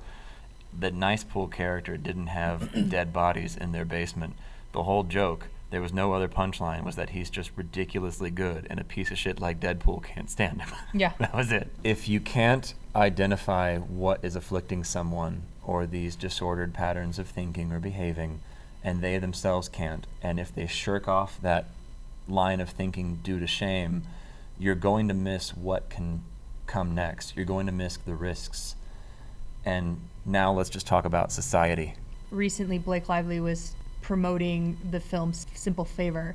Here's the clip. Well, I love this character so much. It's probably my favorite character I've ever been fortunate enough to play. And so when Paul asked us to come back, I was so excited. And I was really nervous on the first one because we didn't know if we were making a drama or a comedy. And we asked Paul, he said yes, which is not really an answer to the question. But it worked out. So I was like, okay, no nerves. I know what I'm doing this time. And then right before we started shooting, he said, I have like a little bit of a curveball idea. Which I'm not going to say what it was because, we don't want to give away anything, but it definitely, upped the ante. It was very uncomfortable to watch in this theater.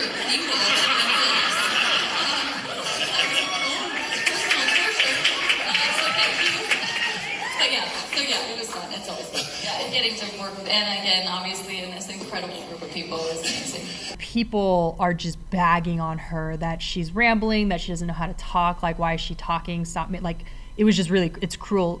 Yeah. And what you guys are completely missing is that this is what a mental breakdown looks like. in real life, in real time, from a human being, not an actress. She's having not an idol. She's having a panic attack that she's trying to fight off. When you can tell that you are not welcome, that they don't like you, whoever they are, even if it's not real, and you're trying to struggle through it and do your job anyway. This isn't someone who doesn't care and is moving on and wants to narcissistically ramble and take up time. She was supposed to promote, and she doesn't want to, and she's nervous. That's why she's rambling. She's doing her job. She's starting to doubt everything she's saying now, because when you have a personality disorder like this, like I'm telling you, everything that the world is telling you, you start to believe. And when you tell her she can't talk, or if you tell her she's this or she's that, she starts to believe it about herself. There was a really funny episode of South Park. Mom! Dad! They're gonna kill her! They're gonna wait, what are you doing here? It's all of America, Kyle. We're all a part of this together. You know about all this? Kyle, what the fuck is going on now? She's been built up to be sacrificed, Stan? Sacrificed? For what? For harvest, Stanley. The same reason human beings have always done it. All right, folks, let's finish this quickly.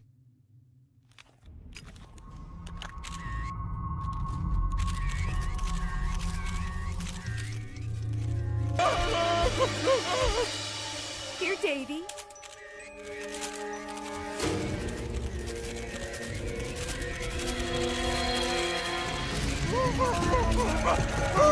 She's dead.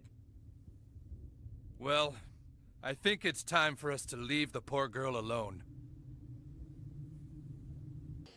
Well, I love this character so much. It's probably my favorite character I've ever been fortunate enough to play. And so when Paul asked us to come back, I was so excited. And I was... Looks like next harvest will be even better.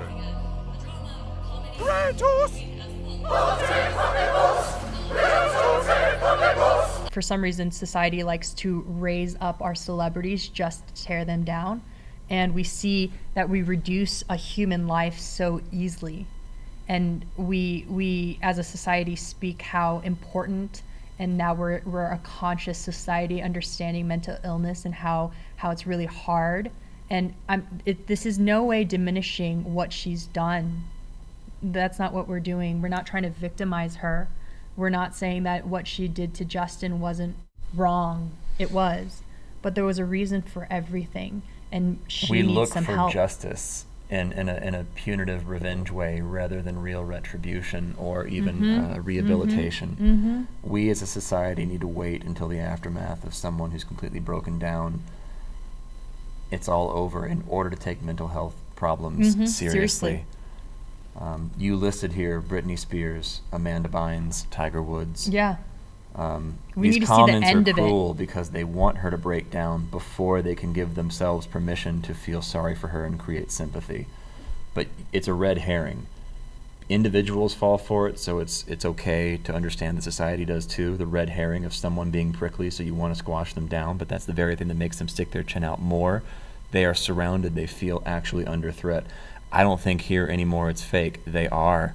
We want blood. Yeah. That's not humanity either. Yeah. You're guilty, you, the audience, you people, of being the very monsters you think she is. So I don't believe society when they raise up points about mental illness and how important it is, when you guys are the ones tearing people down. Your comments are doing that. You will make them hide, you'll make them deny, you'll make them feel ashamed so that they can't look at it. Denying it. So because to label actions of somebody cheating on their spouse, or a person who's addicted to something, or bullying something, it's just, you don't do a human being justice. But something that Mr. Baldoni knows is the complexity around human life and how much their pain can start covering and their actions start to become awful because of it. But I trust Mr. Baldoni when he says that he cares about mental illness. Can I read what I'm reading here that you wrote? Yes, please. There is no one in this world who can say they've never done something wrong or have wronged/hurt someone. This just happened to be public, and it's a little more large scale of a damage that she happened to be able to inflict because she's in a position to do so. But a mistake is a mistake. And I, you, Jessica, know this disorder very well, and everything is based on shame. And she won't have an opportunity to learn and grow from a mistake unless she's able to reflect. which is admittedly impossible when you have a personality disorder, especially if there's this pressure forcing you to do it. You're just conceding. It's not genuinely well-meaning from someone who knows you and cares. Those people aren't around. Which is why therapy / psychedelic therapy is so, all caps you put in, vital. Yeah. But I love that line here. You make it biblical, and for 2 non-religious people, this is important. Cast the first stone if anyone out there is perfect and infallible. I know I'm not. I know I'm not. That's why I wanted to come forward and say I know what she's going through, because it is a mental disorder, and it's something that's really difficult. It is one of the most prickly, the most difficult to treat disorders, but it's also one that's very highly stigmatized and not very well understood. And so we're going to start getting a Amber Heard 2.0 issue where you're just labeling people crazy. And it is madness, because you are not fully grounded to reality sometimes because of your feelings, but it's only able to be assessed and only able to be healed by looking at it and by examining it. But this disorder is completely shaped, and it steers you with shame, and shame about yourself, about how imperfect you are, but we can't sit with that feeling. And so my goal was to humanize her as much as possible and say, hey, Blake, me too. I was there too.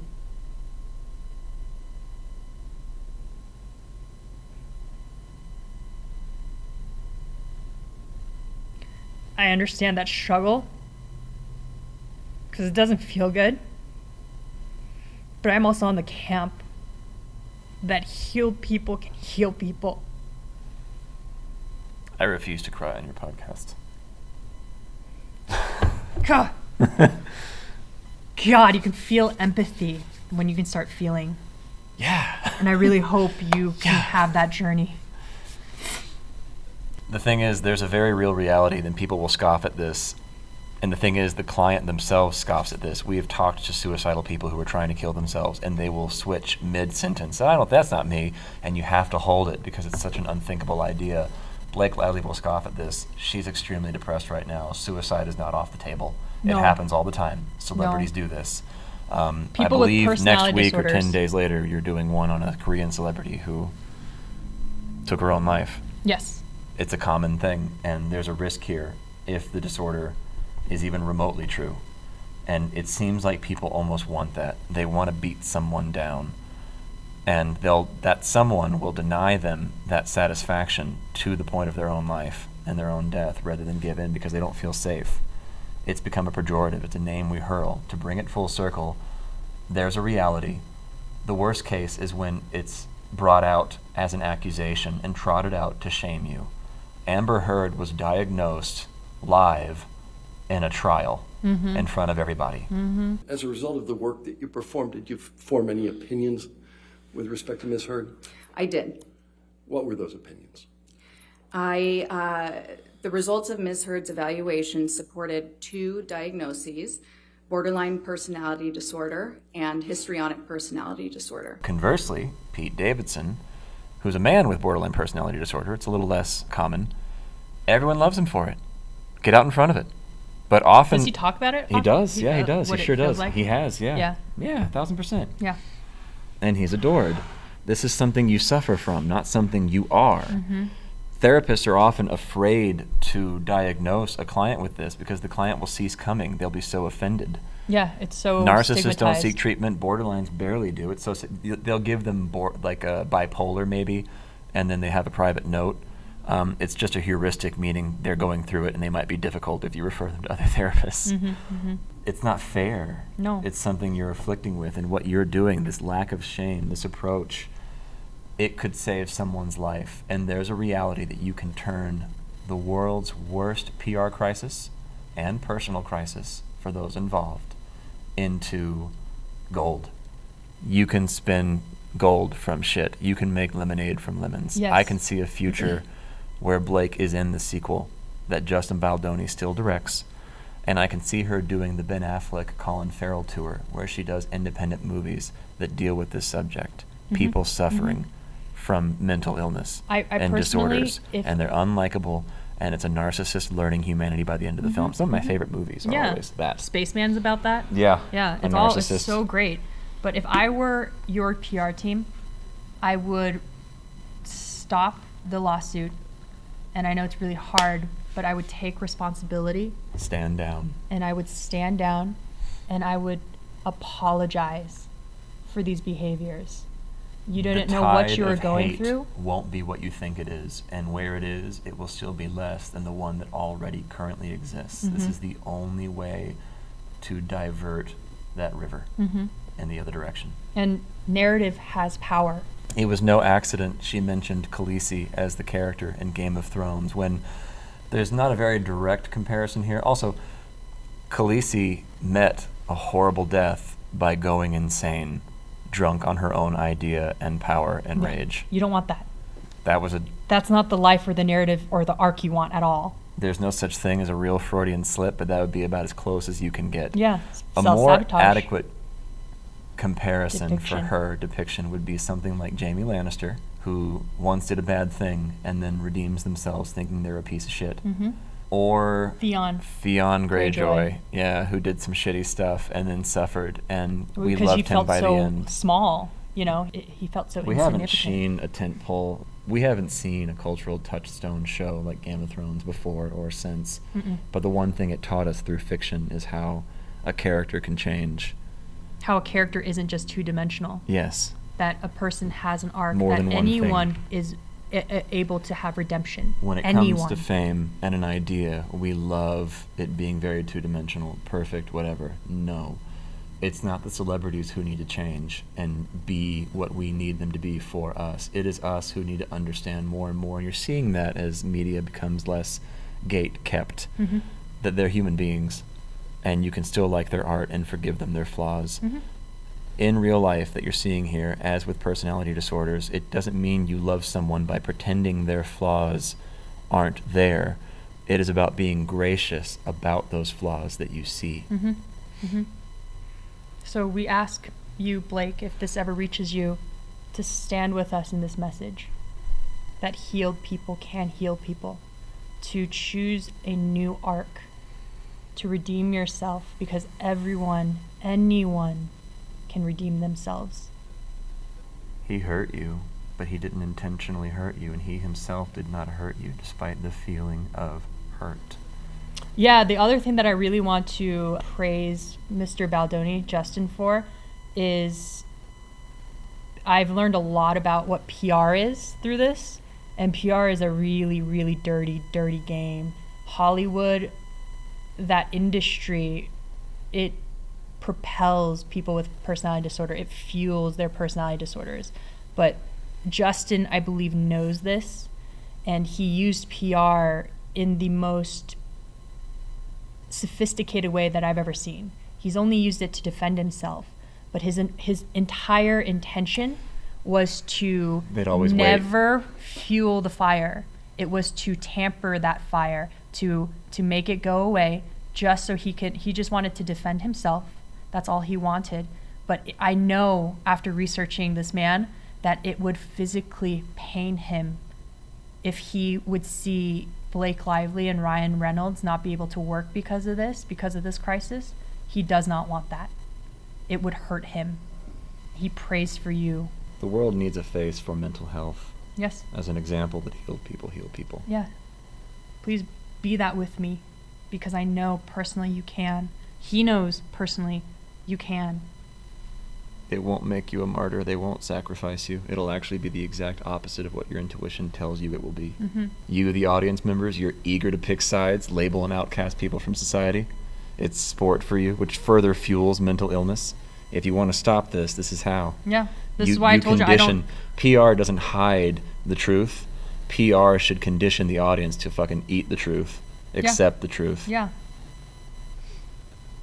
Where you're the analyze and they're the analyst. But I'm telling you, as a society, I don't trust you guys saying that you guys are somebody who cares about mental illness or other people's well-beings. No, that's a lie. You're a bad person. What have you done that's bad? I don't trust that you won't still be bad. So let's definitely hide this more. Yeah. But you have an opportunity for change. Our society has an opportunity to change each individual by encouraging somebody for redemption, by seeing and having empathy and compassion. The same thing you guys are labeling Blake Lively as, that she's tone deaf. You guys are absolutely tone deaf to the fact. Yeah. The fact that you're seeing you somebody yourself are suffering from the very behaviors, even a disorder, that you're going to accuse someone else of. No, she was having a mental breakdown. Yeah. She was having a mental breakdown. She was very much not okay. No, she's trying to hold it together. Who among us has very much been not okay? I know I have. Me too. All right, well, next week we will discuss, it's or a little after. Yeah, the next podcast, in the next episode, we will be discussing. Your production values keep increasing, but we're still very poor. Help me, I'm poor. Single camera, single mic, but I like what you're doing. So maybe 10 days, because you edit this all yourself too, which impresses me to no end. Well, no, I have to research, so it could be longer. It could be 2 weeks. It could be, who knows. But in the next episode, we'll deal with South Korean actress Kim Se-ron, who took her own life, and the cultural implications that seem to plague South Korea uniquely more than anyone else in the world. Yep. So we'll see you in the next one.